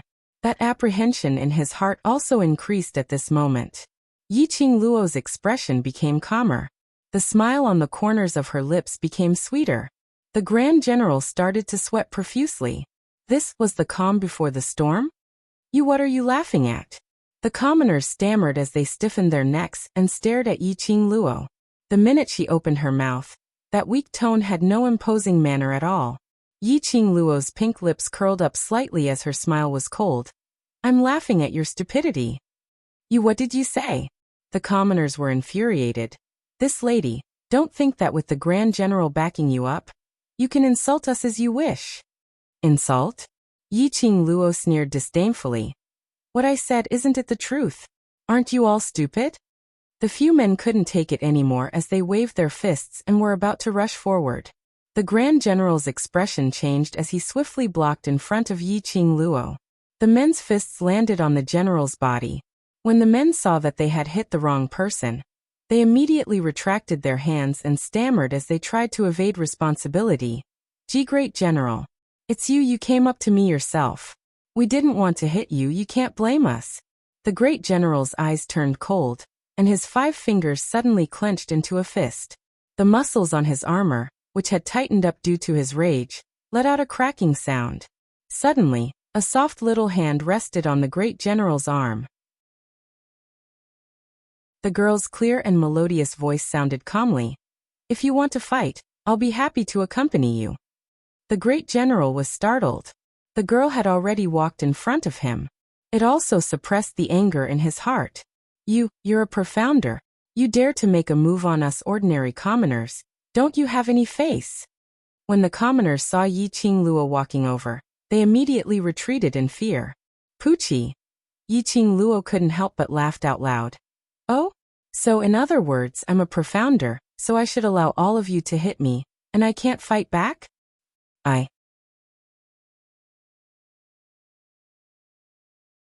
Chapter 3168. As a profound practitioner, I am much stronger than your Miss Xiaofeng.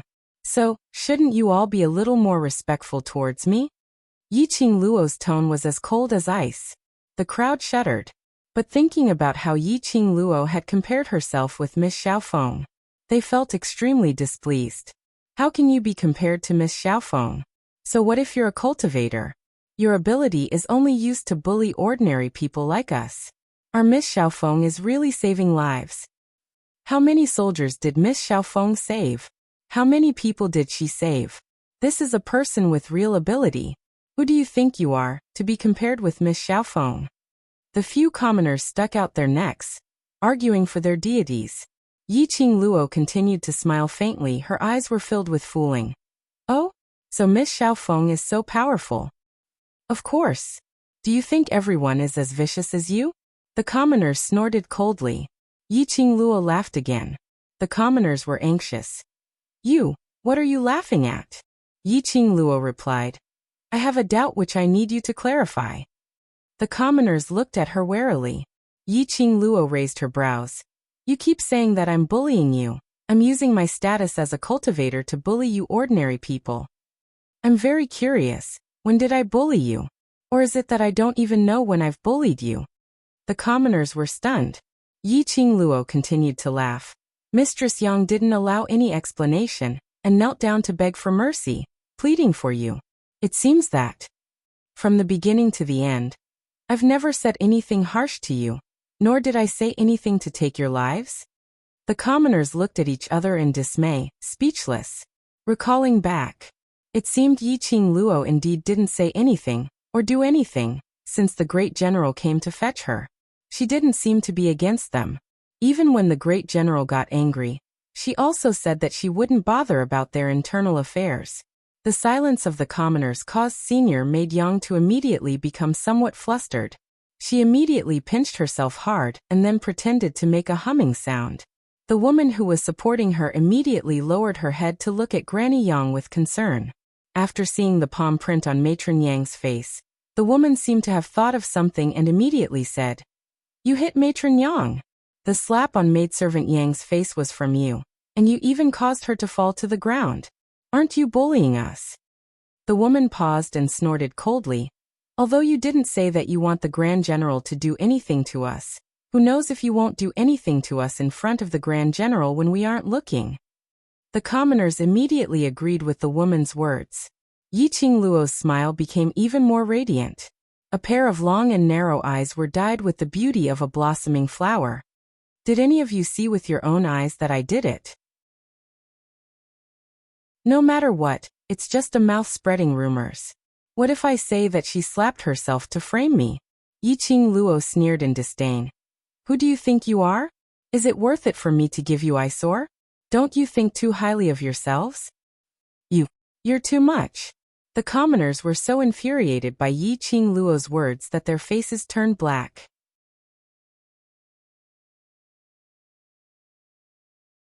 Chapter 3169. Are you all aware of who it was that gave you the opportunity to stand here?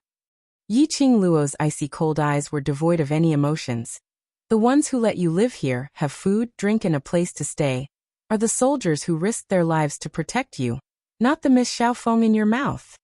Facing the soldiers who bear the responsibility to protect you, to let you live in peace, not to be affected by the chaos of war. Your support for them is not even comparable to Miss Xiaofeng? Yes, Miss Xiaofeng has treated many soldiers behind the scenes. But what has this got to do with you? She treated the soldiers, and the ones who treated you are these soldiers.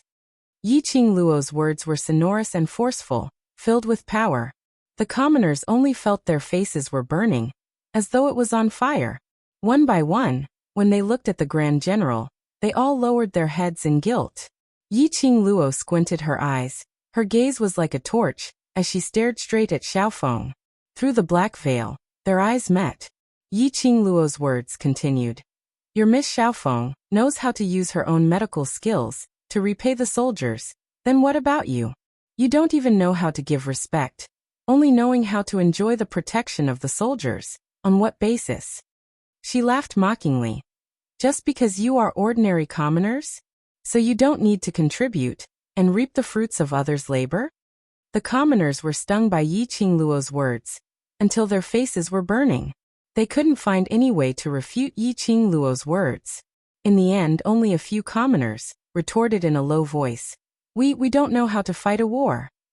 Nor do we have profound energy, nor do we know any medical skills, even if we want to help. We can't help. Ordinary people have their own way of contributing. Yi Qingluo interrupted their words. Facing these soldiers who had protected you, you should give them the gratitude and respect you deserve. Gratitude is not something that can be done by just saying a few words. Her icy cold gaze swept past the hundreds of commoners in front of her. Let's take the simplest example. After knowing that I am the Grand General's guest, no matter how much you don't like me, you should give face to the Grand General, and treat me amiably, and not pester endlessly, making things difficult for the Grand General. With the soldiers around, there's no need for you to fight against the enemy. However, you have hands and feet, so it's not like you can't take care of yourself. After the war, you can clean up the battlefield and collect resources for the soldiers. Can't you ordinary people do this? Even after the war is over, give them a bowl of water. That's your sincerity. But what about you? You only know how to enjoy giving and taking it for granted. You're still blindly chasing after a woman who hasn't protected you, or done anything for you. Do you think your actions are right? Yi Qingluo's voice reverberated in the air of the mansion. The mansion fell into a dead silence. No one spoke. They all hung their heads low as in their hearts.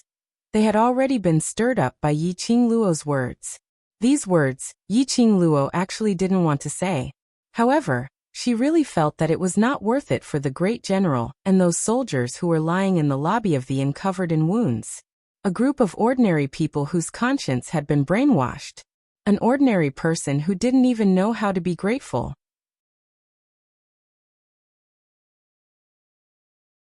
Chapter 3170. On what basis should I give in to you, because you're ordinary people? On what basis should I allow you to malign me, because you're ordinary people? On what basis should I bear your enmity, because you're ordinary people? Yi Qingluo's tone was calm, but it was so cold that it made one's hair stand. The commoners were feeling guilty and shivering, not daring to make a sound. Yi Qingluo's icy cold gaze swept past the commoners as she said word by word. Ordinary people are not an excuse for you to be shameless. In this world, there would always be some people with such weird thinking. They always felt that they were right because they were weak. They were right because they were poor. They were right because they were young. They were right because they were old, and so on. Yi Qingluo expressed her disdain. She couldn't understand such thinking. She only wanted to ask one question. On what basis? It's me. I used the wrong way of protecting. The Grand General was touched when he heard Yi Qingluo's words. Since when was there anyone who stood in front of their soldiers, from their point of view, thinking for them? Since when was there anyone who stood in front of them, using her slender body to block others' malicious intentions. Since when was there anyone who felt heartache for their hard work and was touched by their hard work? Since when? They were soldiers. From putting on their armor, picking up their weapons and guarding the borders. They no longer had him in their lives. Their only goal, their only persistence, was to protect the continent that belonged to them, their country, to protect the commoners in their territory, to protect their safety. As time went by, the commoners felt that it was a matter of course. Even they themselves felt that it was a matter of course to protect their persistence and beliefs unconditionally, even if they had to sacrifice their lives for it. But many times, they spent their sweat and even their lives to protect the continent. But there were numerous sinister news about human nature, selfishness, greed, desire, etc. It had tainted the hearts of the people they were protecting. Every time it was late at night, they would also doubt if their protection was right or wrong. Had they protected their own territory, protected the commoners, or, indirectly, became an accomplice of human nature's selfishness, greed and desire? This time Yiqing Luo stood in front of him and said what he didn't dare to say. It also made his chaotic heart gradually clear up. The great general slowly raised his head. The expression on his face was extremely dignified. His expression was calm, and so was his gaze. The soldiers behind her tensed up as they stared at Yiqing Luo agitatedly with reddened eyes. What the imperial madam said is right. There's nothing we should do. We're using our lives to protect them at the front lines. We don't expect them to be of any help, but at the very least, they should cherish the peaceful life we've brought them. In order to save these commoners, many of our brothers have died. The soldier's words made the commoners feel even more ashamed. At the same time, he felt a little uneasy.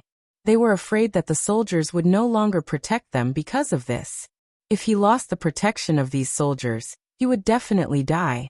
Now that the South Tide continent was plunged into misery and suffering, they definitely wouldn't be able to survive. In this tense and uneasy atmosphere, Yiqing Luo slowly raised her hand, stopping those soldiers' agitated discussions. Chapter 3171. The reason why I said all these is not to make you feel that it's wrong for you to protect the continent and the common people.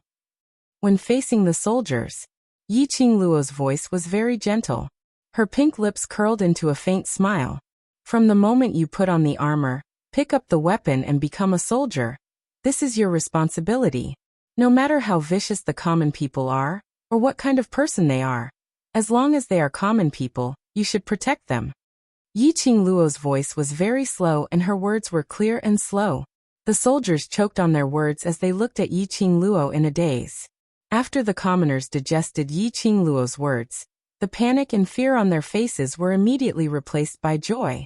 This young lady actually spoke up for them, to let the soldiers continue to protect them.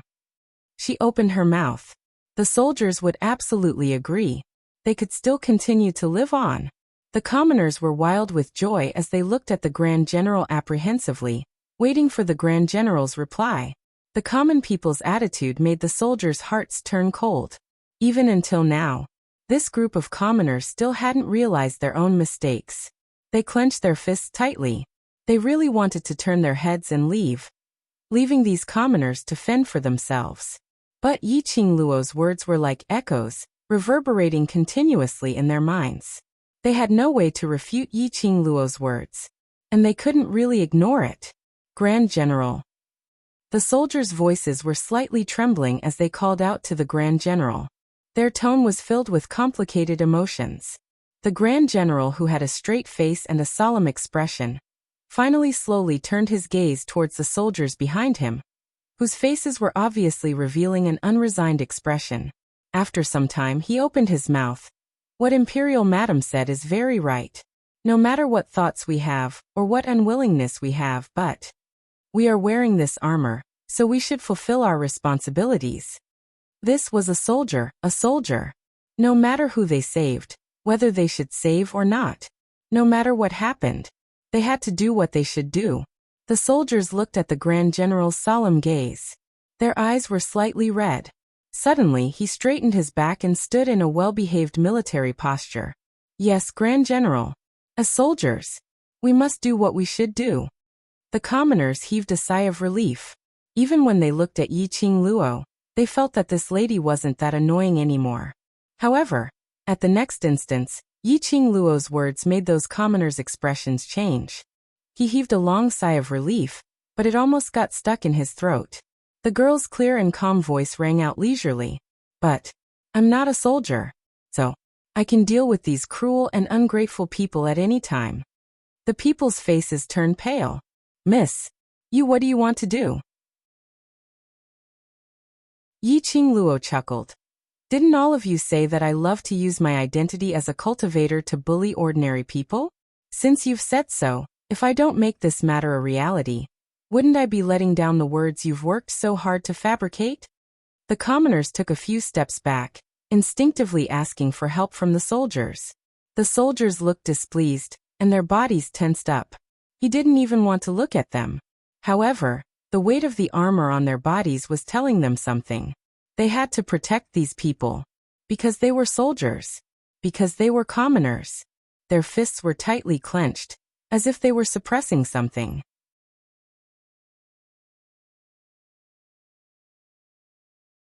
Chapter 3172.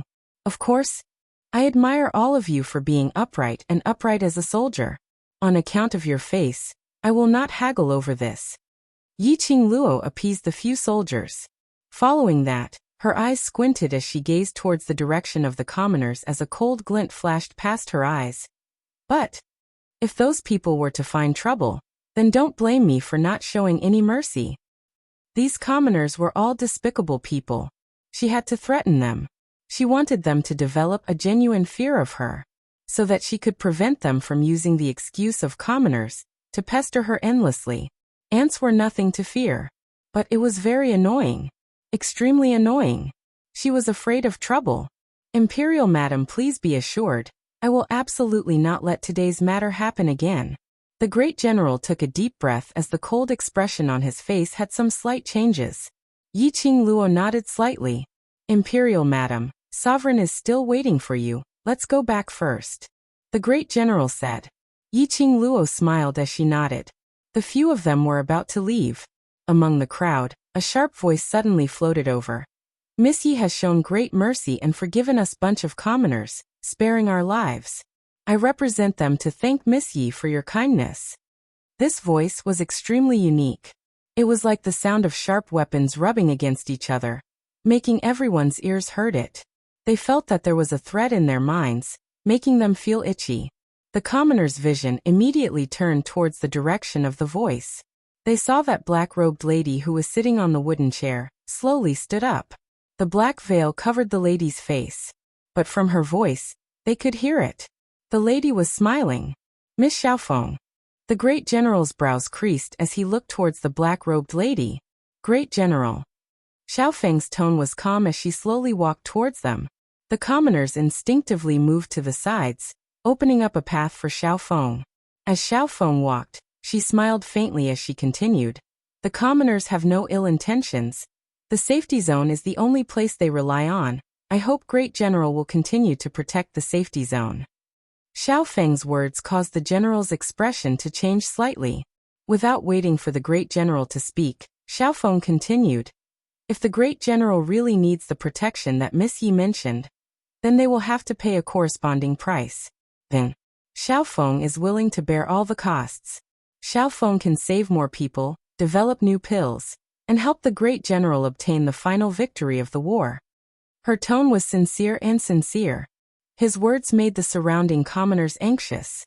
Miss Xiaofeng, we are willing to pay the price. Don't overwork yourself. In order to treat the soldiers, you haven't had a good night's sleep for a long time. She wants us to pay the price in order to be protected, so we will pay the price. We have hands and feet. Don't tell me we can't afford it. The commoners tried to dissuade him. One by one, they surrounded him with concern. This scene caused the muscles on the general's stern face to twitch. Yi Qing Luo's peripheral vision caught this small detail. It seemed that the great general also had doubts about Feng's identity. After all, after Yi Qingluo had pointed out everything clearly, this group of commoners still didn't put it to heart. After Xiaofeng stood out, but each and every one of them were so passionate and concerned, as though they couldn't wait to hold Xiaofeng in their palms and pamper him.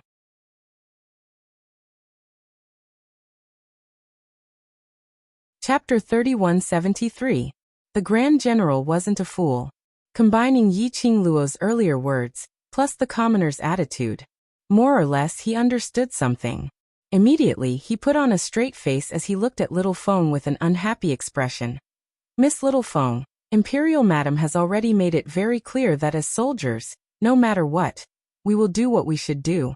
Protecting the commoners is the responsibility of us soldiers. There's no such thing as a price. The Grand General paused as his tone became heavier, and the expression on his face became solemn.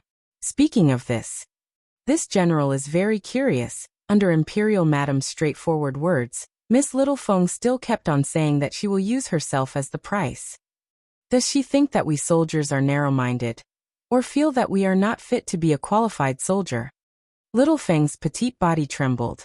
The Grand General's voice became heavier, or perhaps Miss Little Feng is only trying to show her kind side in front of the commoners? Trying to gain the commoners' gratitude? Grand General?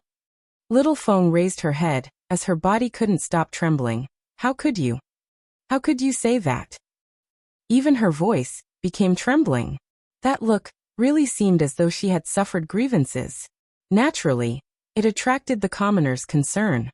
Grand General, after knowing Miss Little Feng for so long, don't tell me you still don't understand her character? How could she possibly do it on purpose? Grand General, your words are simply too hurtful. Miss Little Feng is only thinking for us. Grand General, I think you've been blinded by that woman. The commoners looked at Little Feng with a concerned look, but when they started to berate the Grand General, and when they stared at Yi Qingluo, their faces were filled with righteous indignation. If it was in the past, if the commoners had such an attitude, then so be it.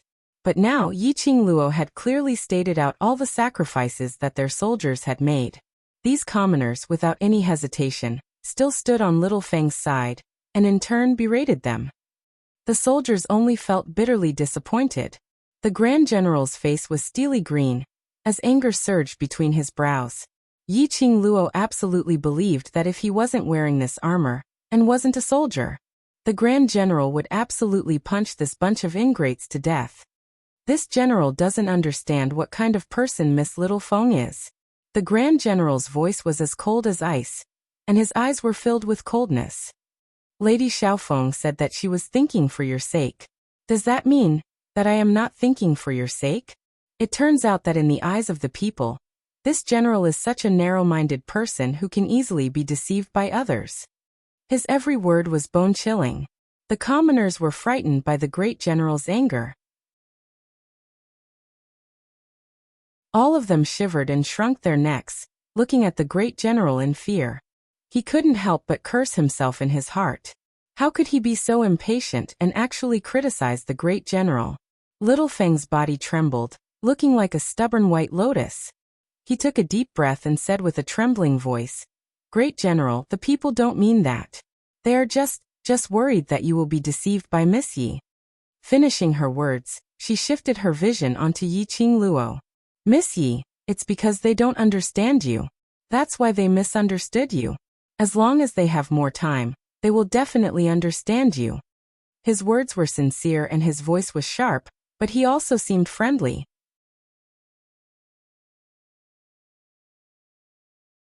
Chapter 3174. Listening to Little Feng's gentle words. Yi Qingluo pursed her lips slightly as her lips curled into a faint cold arc. This Xiaofeng, how could he still have that sarcastic and overbearing appearance when he was alone with her? It gave her a very familiar feeling. Yi Qingluo searched for any memories related to Little Feng in her mind. She spoke casually. "Speaking of this, Miss Little Feng seems to understand me very well." Her pink lips curled into a slight smile. She couldn't see any other emotions. The casual question made Little Feng's petite body stiffen for a moment. Yi Qingluo caught this slight change in Little Feng. And she was even more certain of the guess in her heart.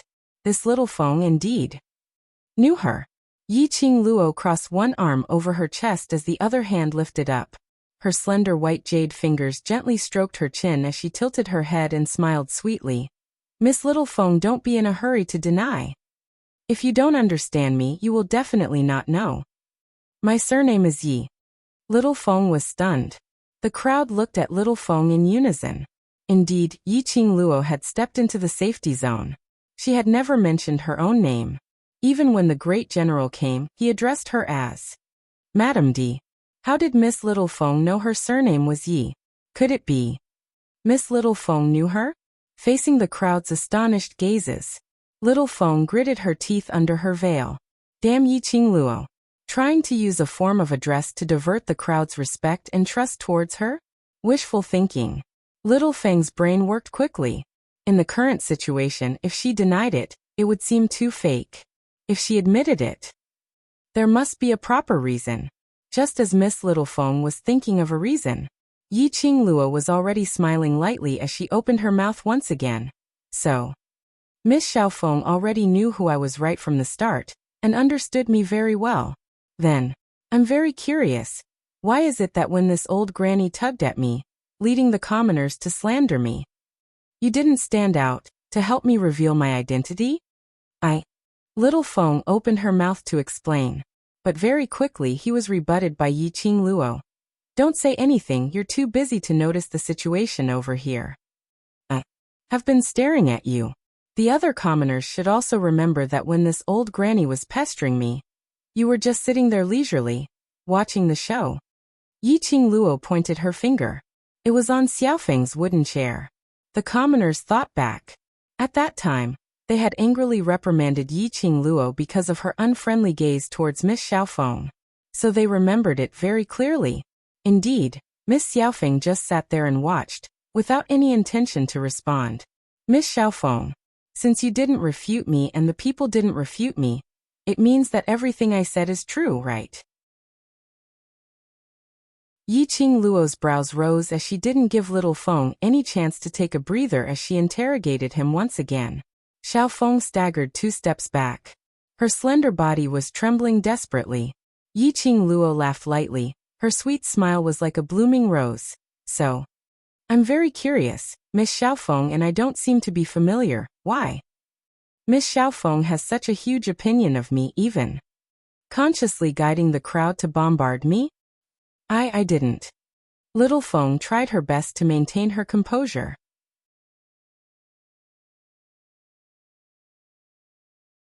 Chapter 3175.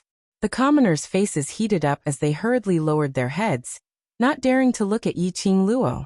Maidservant Yang, who was standing beside Little Feng, hurriedly opened her mouth.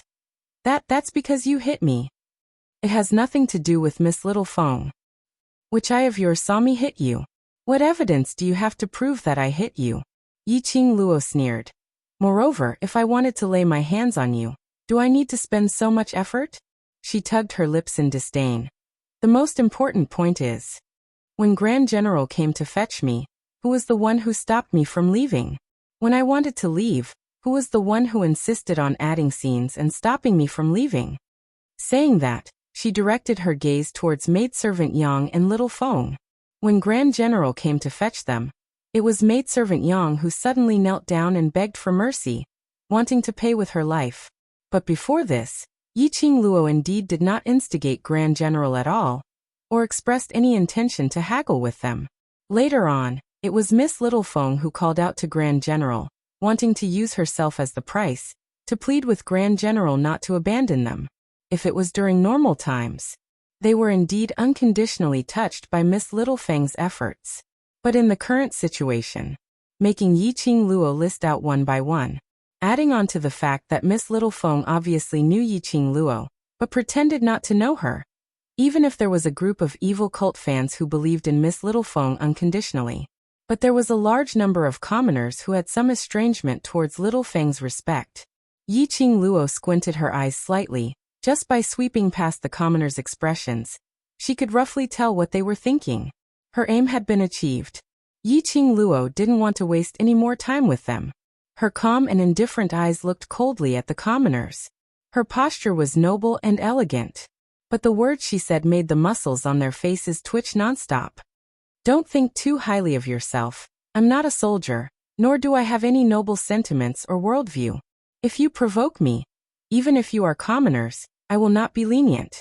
The commoners, the favorable impression which had just risen, returned to zero. What should they do? Yi Qingluo's tone suddenly changed. Her charming eyes were filled with coldness as she looked at Xiaofeng. No matter who you are or what your motive is, if you insist on adding scenes for yourself, I don't mind personally sending you on your way to the netherworld and slowly acting out your big drama. As soon as he finished speaking, Yi Qingluo had already lifted her feet and walked towards the main entrance of the mansion. The great general's face darkened as he retorted, "Take care of yourselves." Following behind Yi Qingluo, he walked out. The other soldiers were also unwilling to stay any longer. This time no one dared to stop him. By the time Yi Qingluo and the others' figures disappeared from the mansion, Grandmother Yang endured the pain in her body and softly comforted, "Miss Xiaofeng, don't take that little bitch's words to heart. She did it on purpose." The woman beside him immediately replied, "We absolutely believe in you." Xiaofeng didn't say anything for a long time.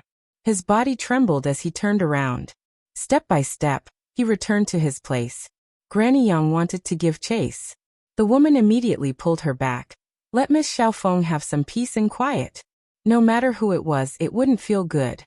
Granny Yang looked at Xiaofeng with heartache and hurriedly looked at the rest of the commoners. You will also believe Miss Xiaofeng, right?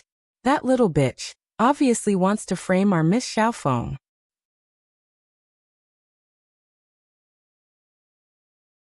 Chapter 3176. After Yi Qingluo walked out of the safety zone, Grand General quickly chased up to her. Imperial Madam, please calm down, calm down. Yi Qingluo halted her footsteps as she glanced sideways at Grand General. I'm not angry. It's good that you're not angry. It's good that you're not angry. Grand General stood behind Yi Qingluo. Those commoners, although they indeed make one feel bitterly disappointed, but they're not bad people. If they were guided properly, they wouldn't be like this. They're not worth my anger. Yi Qingluo smiled slightly. As for their character, I'm not going to comment much. Grand General laughed along. But Yi Qingluo's brows turned cold as her tone sunk. If they still don't know how to restrain themselves, then Grand General, don't blame me for not giving you any face. Grand General's forehead started to sweat. I'll take good care of them. Yi Qingluo retracted her gaze as she continued walking towards the direction of the inn. Has Gu Fengsek's sovereign arrived? He's here, he's here. After hearing that Imperial Madam led the World Group's mercenaries to defeat Secluded Palace, Sovereign kept on thanking you personally, so he immediately rushed over. Grand General nodded. Yi Qingluo asked, Is Xian back? Grand General, no. Yi Qingluo lowered her eyelids as she pursed her lips slightly. Don't let Xian know about what happened earlier. Yes, I'll take note. Grand General naturally didn't want the Overlord to know about what happened in the safety zone. Everyone could see that. The Overlord's protective heart towards Imperial Madam. If the Overlord were to find out, perhaps the commoners in the safety zone would be in danger. Yi Qingluo didn't say a word as she walked straight ahead. Stepping into the inn, she accepted the greetings from those soldiers. She followed the Grand General as she walked towards the inn's backyard. The backyard was extremely spacious, and after some simple tidying, it was considered tidy in this place which had been ravaged by the flames of war. What attracted Yi Qingluo's attention was the stone table in the middle of the backyard where two figures were seated. One was a middle-aged man dressed in a navy blue brocade robe. He was around 40 years old and had a handsome face, with an air of superiority. On the other side was a middle-aged man dressed in a bright yellow brocade robe. His figure was slightly plump and his every action was filled with nobility. Master Monarch. The great general stepped forth and bowed respectfully. Upon hearing the voice, the middle-aged man in the navy blue robe quickly stood up. His gaze fell onto Yi Qingluo. Great general need not be so courteous. This must be Miss Yi, right? The navy blue-robed middle-aged man looked at Yiqing Luo agitatedly. Yiqing Luo nodded slightly. Gufeng Sect Patriarch, I am Yiqing Luo. Gufeng Sect's Patriarch Gu's face was filled with gratitude. After Yiqing Luo spoke, he directly bowed towards her direction. This action caused the great general to be shocked. Yiqing Luo moved away slightly. Gufeng Sect's Patriarch need not be so courteous. The reason why I appeared in the South Waves continent is also because of a motive. I can't afford to be so courteous. Gu Ming shook his head. No matter what the reason is, Miss Yi saved the Wind Valley sect. This is the truth. Yiqing Luo's lips curled into a smile. From the bottom of his heart, he had a good impression of this sincere Valley Wind sect leader.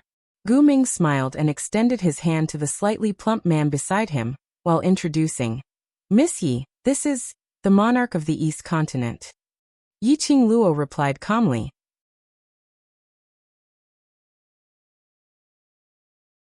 Chapter 3177.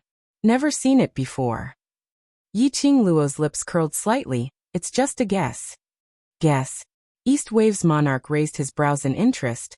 I'm curious, how did Miss Yi guess it? Earlier, Grand General called you monarch.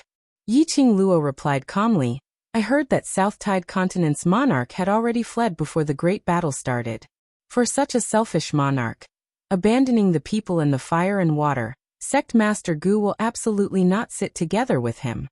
She paused and looked at East Waves monarch calmly.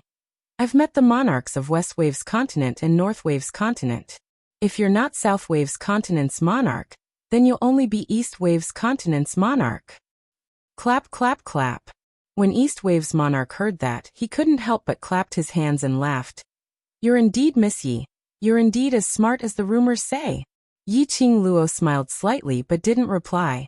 Gu Ming immediately welcomed Yiqing Luo to the wooden table.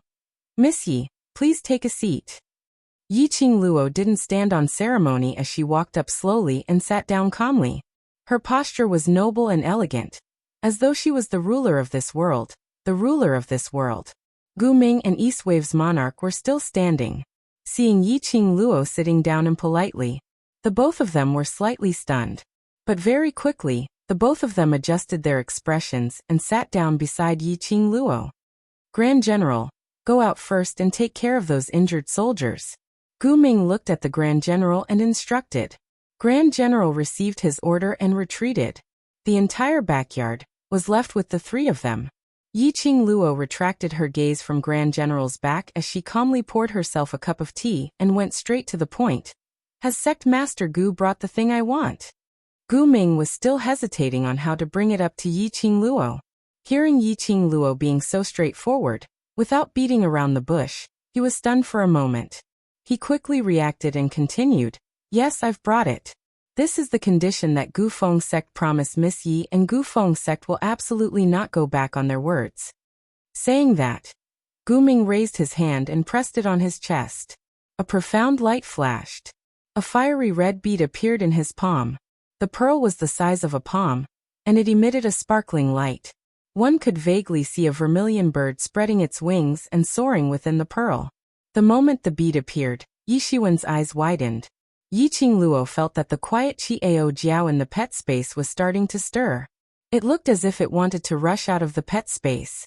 Yiqing Luo forcefully suppressed the restlessness in her heart. She stared at Gu Ming's palm. This was one of the 4 sacred beast orbs, the vermilion bird orb. Gu Ming was indeed a man of his word. Yiqing Luo stretched out her hand as she didn't stand on ceremony. I will try my best to do what I promised Sect Master Gu. Gu Ming looked at the vermilion bird pearl in his palm, and looked at Yiqing Luo's hand which was stretched out. He clenched his fists. This vermilion bird bead was passed down from the ancestors. He had no idea what it was for. All he knew was that he had to protect the vermilion bird pearl. But now the South Tide continent could no longer be defended. If the Wind Valley sect falls, what was the use of guarding this pearl? Gu Ming took a deep breath as he stiffened his arm and placed the vermilion bird pearl into Yiqing Luo's hand. The vermilion bird pearl had just entered her hand. Yiqing Luo felt a scorching sensation spreading rapidly from her palm towards her forelimbs and bones. Yiqing Luo was just about to release her profound energy to stop it. The next moment, another warm surge of profound energy spread into her heart.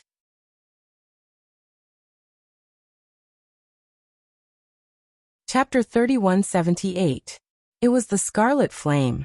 Its energy had swallowed the energy released by the vermilion bird pearl.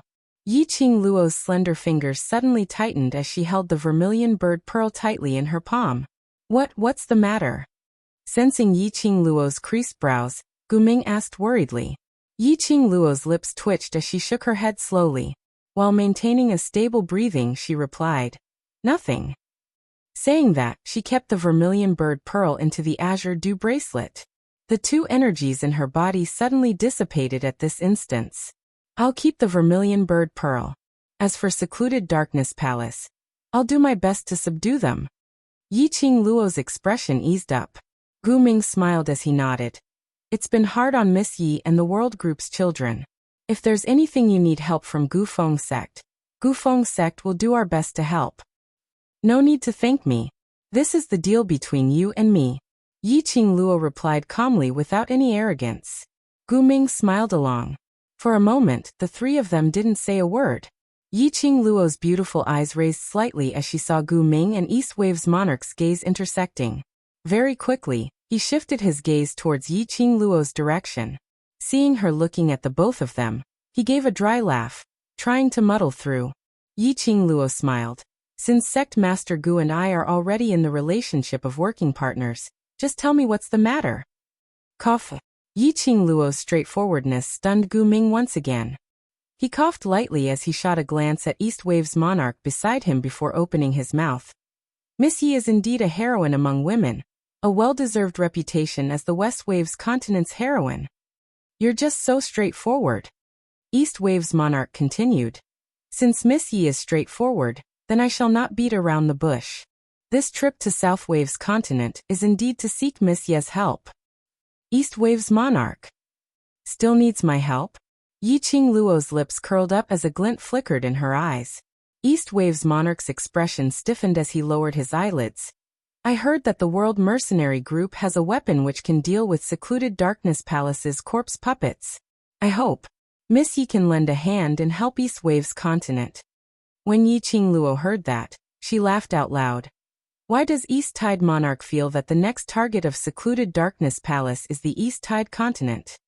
The expression on the East Wave sovereign's face turned solemn.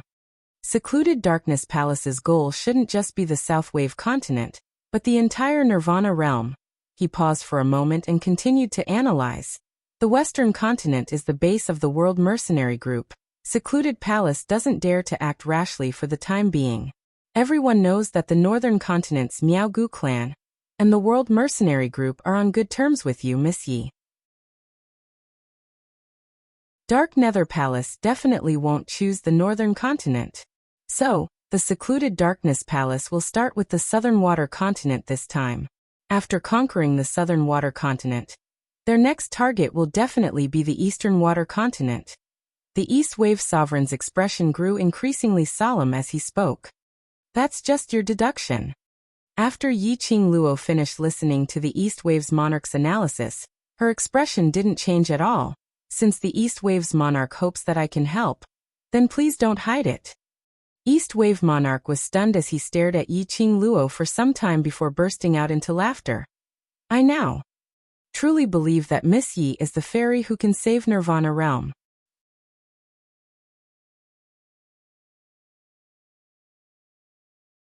Chapter 3179. What do you mean? Yiqing Luo's eyes sunk as she asked with rapt attention. The East Wave monarch sighed softly. Because of what happened to the South Wave continent, we strengthened the defenses of the East Wave continent. We strictly investigated every citizen who entered the East Wave continent. My hidden guards have also been dispatched to every corner of the Eastern continent to prevent any accidents from happening. A few days ago, a mysterious force appeared on a barren mountain not far from the main city of the East Wave continent, Jade Dome City. When East Wave's monarch said this, he raised his head as his eyes stared intently at Yiqing Luo. This mysterious energy is hidden extremely well. If it wasn't for my secret guards who discovered it by chance, I'm afraid they wouldn't even know the existence of this energy. Yi Qingluo asked, "What kind of power is it?" The East Wave Sovereign clenched his fists tightly. According to the Dark Guard's description, it was an indescribable power. It was very strange and very dark. More importantly, behind that barren mountain, there was actually a secret passage. Secret path. Yi Qingluo narrowed her eyes. What secret passage?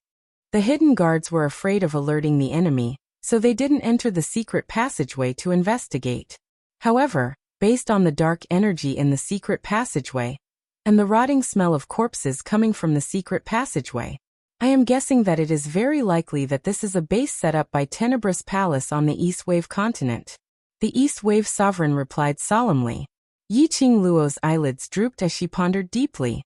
According to the East Wave Sovereign's description, it did sound like the style of the Dark Nether Palace. That secret passage. It was most likely the place where undead puppets were made. Had Abyss Palace already started to stretch their hands towards the East continent? Was he really being forced into a corner? You want to end this quickly? Miss Yi, the East Wave Monarch said sincerely. When I heard that there was a weapon that could deal with the undead puppets, I felt that this was the hope that the heavens had bestowed upon the East Wave continent. I beg Miss Yi to lend us a hand. I will definitely repay Miss Yi. Yi Qingluo looked up at him but didn't say a word. Gu Ming sighed. I understand how the East Wave Sovereign feels. For so many years, we have enjoyed a supreme life, enjoyed the love and respect of the people. We should do our best to protect the continent that we should protect. As for this position, we do not pursue it. We only hope that the common people can live in peace and not be disturbed by war. Gu Ming and the East Wave Sovereign exchanged glances. His eyes were filled with appreciation for each other. Yi Qingluo had been staring intently at the East Wave Monarch, unable to see any falsehood in his eyes. She raised her eyebrows in surprise. The East Wave Sovereign did indeed look like a sovereign who loved his people like his own children. Moreover, it was so sincere that he couldn't find any fault with it. Yi Qingluo didn't have any antipathy towards him. However, she could not understand. How could a ruler with such a good character have such a retarded sister? Miss Yi, I know there is some conflict between you and my sister. East Billow's monarch could tell what Yi Qingluo was thinking about. Nor that child. Since young, she and I are not close at all. It's the Empress Dowager who pampered her so much that she was out of control. That's why she became such a joke. East Wave's monarch slowly stood up as he solemnly looked at Yi Qingluo, cupped his fists and bowed towards her.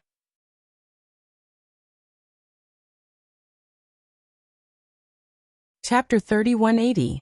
Gu Ming was obviously stunned by the East Wave Monarch's actions. He stared blankly at the East Wave Monarch who was apologizing sincerely.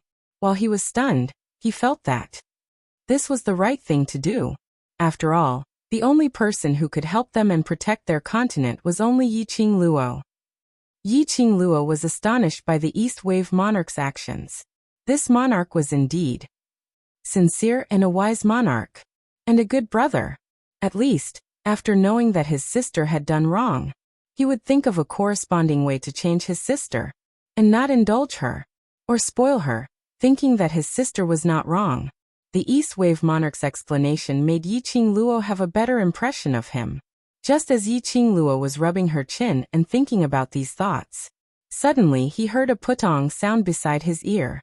Yi Qingluo regained her senses and saw the East Wave Monarch kneeling in front of her. To tell the truth, although she had been in this strange world for a long time, but towards this habit of kneeling at the slightest disagreement, Yi Qingluo was still unable to accept it. To make a country's monarch bow and apologize was already sincere enough. And now, to make a country's monarch kneel in front of her? Yi Qingluo swiftly stood up and with a wave of her sleeves, she used profound qi to support the East Wave Monarch up. What are you doing? This is not only I am apologizing on behalf of Nuo, but also on behalf of all the people in the East Wave continent. I am pleading for Miss Ye's help. The East Wave Monarch's knees were supported by profound qi and he was unable to kneel down. But his eyes were filled with determination as he looked at Yi Qingluo. If Miss Yi can save the East Wave Continent, I am willing to abdicate and give the East Wave Continent to Miss Yi. This sentence not only made Yi Qingluo stunned.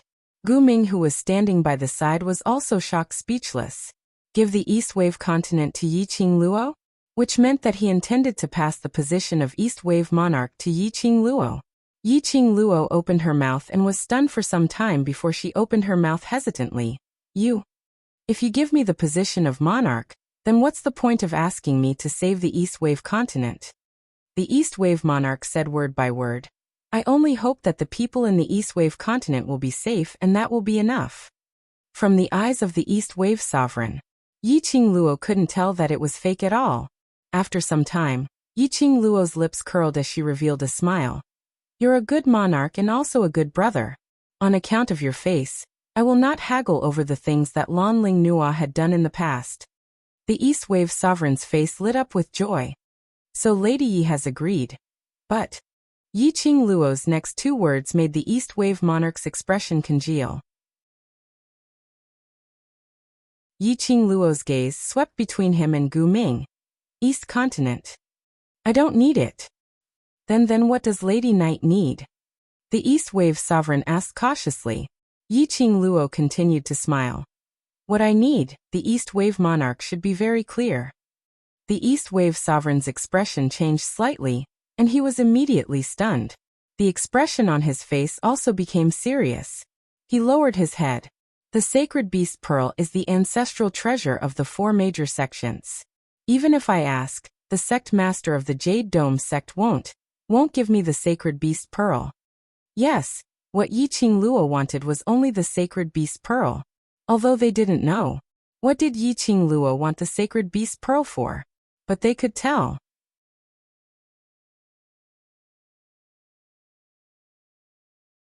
Chapter 3181.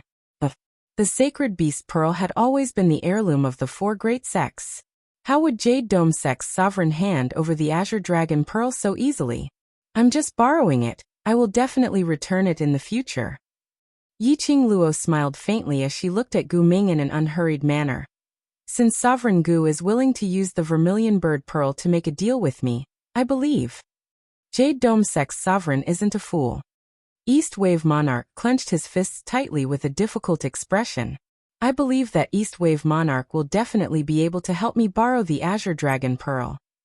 Yi Qingluo smiled slightly. I still have something on, so I'll head to the main hall first. Both of you take your time to chat. Perhaps the both of them indeed had some private matters to discuss. The both of them didn't stop her. Yi Qingluo took elegant steps as she left the backyard and turned towards the main hall.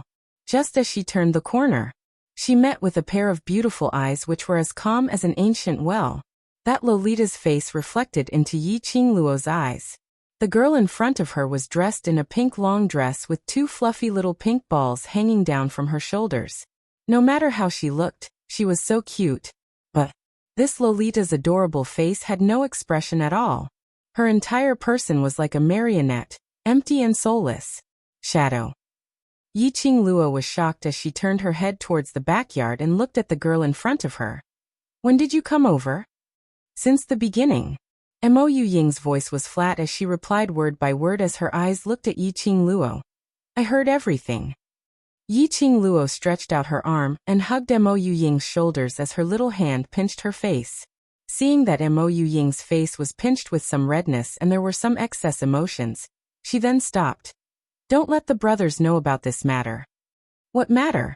Mo Ying was expressionless as she allowed Yi Qingluo to ravage her before she opened her mouth expressionlessly.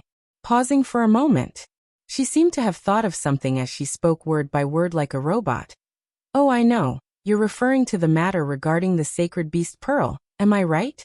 Yi Qingluo pinched her face again. Right, it's about the sacred beast bead. According to your personality, you admire the actions of the East Wave Sovereign. You will help the East Wave Continent unconditionally. Mo Ying looked at her in a daze. Why did you ask the East Wave Sovereign to ask for the Azure Dragon Pearl? My shadow understands me so well. Yi Qingluo's lips curled into a smile. What you said is right, I will indeed go to the East Continent. Even if the East Wave Sovereign did not bring the Green Dragon Pearl to her, She would also help the East Wave continent. It was not just because she admired the East Wave sovereign. Then she would go and help the East Wave continent fight a war. Most importantly, the faction that had to contribute to the East Water continent was the Gloomy Palace. How could she allow the Palace of Gloomy Darkness to strengthen itself? Once the secluded Darkness Palace conquered the East continent as well. Next, this was the Western continent. Yi Fengyu had just become the sect leader of the Three Springs sect not long ago. The battle had started so early. If she couldn't make it back to the West continent in time, that would be terrible.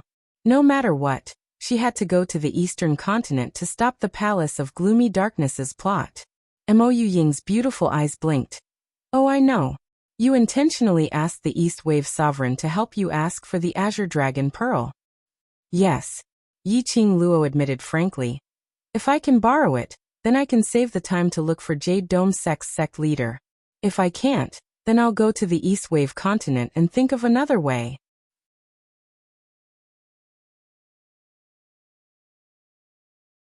Chapter 3182.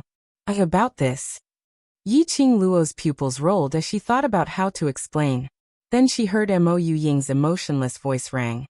You want to gather the 4 sacred beasts' pearls, and you want to go to the upper realm, am I right?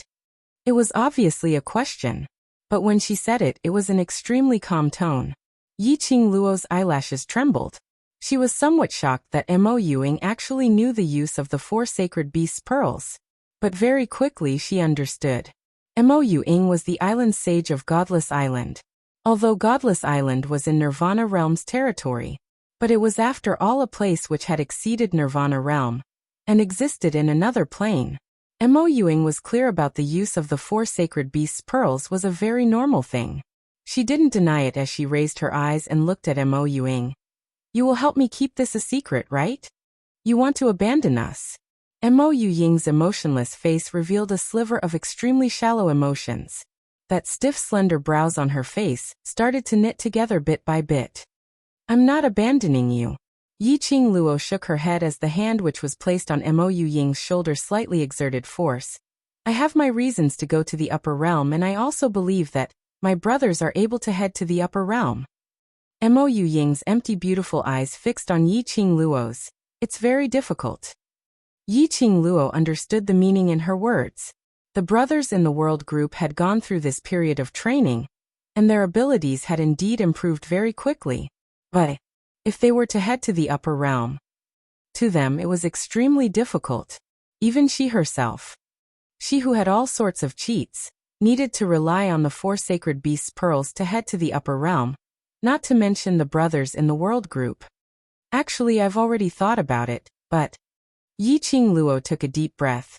After we gather the 4 sacred beasts' pearls and open the transportation door to the upper realm, I will personally tell everyone. She paused as her hands placed on Mo Ying's shoulders as she looked at Mo Ying seriously. I will first head to the upper realm to scout, and by then, I will give my brothers 3 months' time. If anyone's profound grade is able to reach sky profound grade within these 3 months, I will bring him to the upper realm. Then I can go with you right now. Mo Ying said woodenly. Yiqing Luo rubbed her head. You can't go, you're Godless Island's island sage. With you around, Godless Island wouldn't dare to act rashly. Mo Ying pursed her lips, not saying a word. Don't forget, Godless Island and Gloomy Palace are also working together. Yiqing Luo pinched her little face. It's because I trust you that I hand my brothers over to you for protection. If you stay behind to protect them, then I can go to the upper realm with peace of mind, isn't it? Yu Ming, Yin, Ghost Hand 5 Nether, and the others had also worked with Godless Island before. Previously, Godless Island's previous young island master Island Lord Island Yigan had purposely disguised as Shishanglan and mixed in with the world group. This was controlled by Ghost Hand 5 Nether. Now, Mo Ying's identity as the island sage had been exposed. As for Godless Island, even if he wanted to make a move, he would have to go through Mo Ying. Then I'll stay. Mo Ying stiffened her neck and nodded. Following that, she used that pair of emotionless beautiful eyes to stare straight at Yiqing Luo. Speaking of Gloomy Palace, Will you really help East Continent unconditionally? Don't forget, in North Continent, during Sect Master Yin's birthday banquet, Lan Ling Nua had Yuhan as her personal guard. East Continent had a high possibility of working together with Ghost Hand 5 Nether.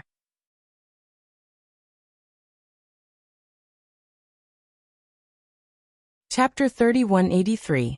Lan Ling Nua is working with Yuhan. This point, Yiqing Luo could confirm. If the East Wave Sovereign was truly working with the Palace of Gloomy Darkness, he wouldn't have personally come to the South Wave Continent to beg her when the people of the South Wave Continent were in dire straits. His performance could not be faked. As for Lan Ling Nua, he was just a chess piece of the Nether Palace. Do you want to kill her? Mo Yuing said word by word. No need. Yiqing Luo shook her head. Let Peach send someone to keep an eye on her. If Lan Ling Nua still doesn't learn to be obedient, then there's no need to be soft-hearted. After all, if the East Wave Sovereign really gave her the Green Dragon Pearl, it would be impossible for her to do so. In exchange for Lan Ling Nua's life, it was not impossible. Yiqing Luo's lips curled upwards as she revealed a radiant smile. Both her arms were wrapped around Mo Ying's neck as she bent down slightly to look at Mo Ying at the same level. All right, little shadow, don't think too much. Counter soldiers with arms and water with an earthweir. You must believe in your sister Qing Luo's ability. Mo Ying stared at her and frowned. It's not elder sister. I'm older than you. Yiqing Luo pinched her face. I'm 17. Mo Ying said each word slowly. Yiqing Luo. With this Lolita face, it was really hard to tell her age. On the outside, Mo Ying looked like a 12 to 13-year-old girl. 17. She was only 15. Yiqing Luo silently turned her head away and changed the topic. Let's go take a look at our brothers. I wonder if Xian is back yet. Time passed and soon night fell. Mo Xian had yet to return. Yiqing Luo stood at the entrance of the inn, her slender brows knitted into a bundle. Although he was very confident in Mo Xian's strength, however, he couldn't help but feel anxious in his heart. She gripped her glowing fan tightly. All along, did Xian watch her fight with this kind of emotion? No, at that time. Xian must have been even more flustered than she was now. Xian's strength was unparalleled. As for her, his strength was far less than 1/10 of Xian's. Are you still waiting for His Majesty? Tang Beiyuan walked up from behind. Yiqing Luo glanced sideways at her and looked towards the direction of the city gate. He didn't mention when he would be back. No. Tang Beiyuan walked to her side and patted her shoulder gently. Don't worry, Dizun will be fine. Yiqing Luo's hands were clasped together, her slender fingers intertwined. He clenched his fists so tightly that his fingertips turned white. I know, I just can't control my worry. Yiqing Luo sighed softly. Xian is very powerful, but the Palace of Gloom is too sinister and cunning. I'm afraid they will use underhanded means. I won't. Tang Beiyuan pointed at the profound phoenix ring on her finger. As long as the Dizun is in the Nirvana realm, the profound phoenix ring will react if he is tricked. Yiqing Luo lowered her eyes as her fingertips gently touched the profound phoenix ring. The profound phoenix ring was still as calm as ever. There was no sign of anything happening. She clenched her hands. Yes. Do you want to take a rest first? When His Majesty returns, he will definitely go to your room to see you first, Tang Beiyuan said. Yiqing Luo shook her head. I want to wait for him. Tang Beiyuan's eyes were filled with envy as the smile on her lips became gentler. I'm obviously here to comfort you. Why am I being fed a mouthful of dog food out of nowhere? You're tuning in to the Echoes of the Heart YouTube channel. Don't forget to subscribe and join us on this journey to catch the most captivating stories.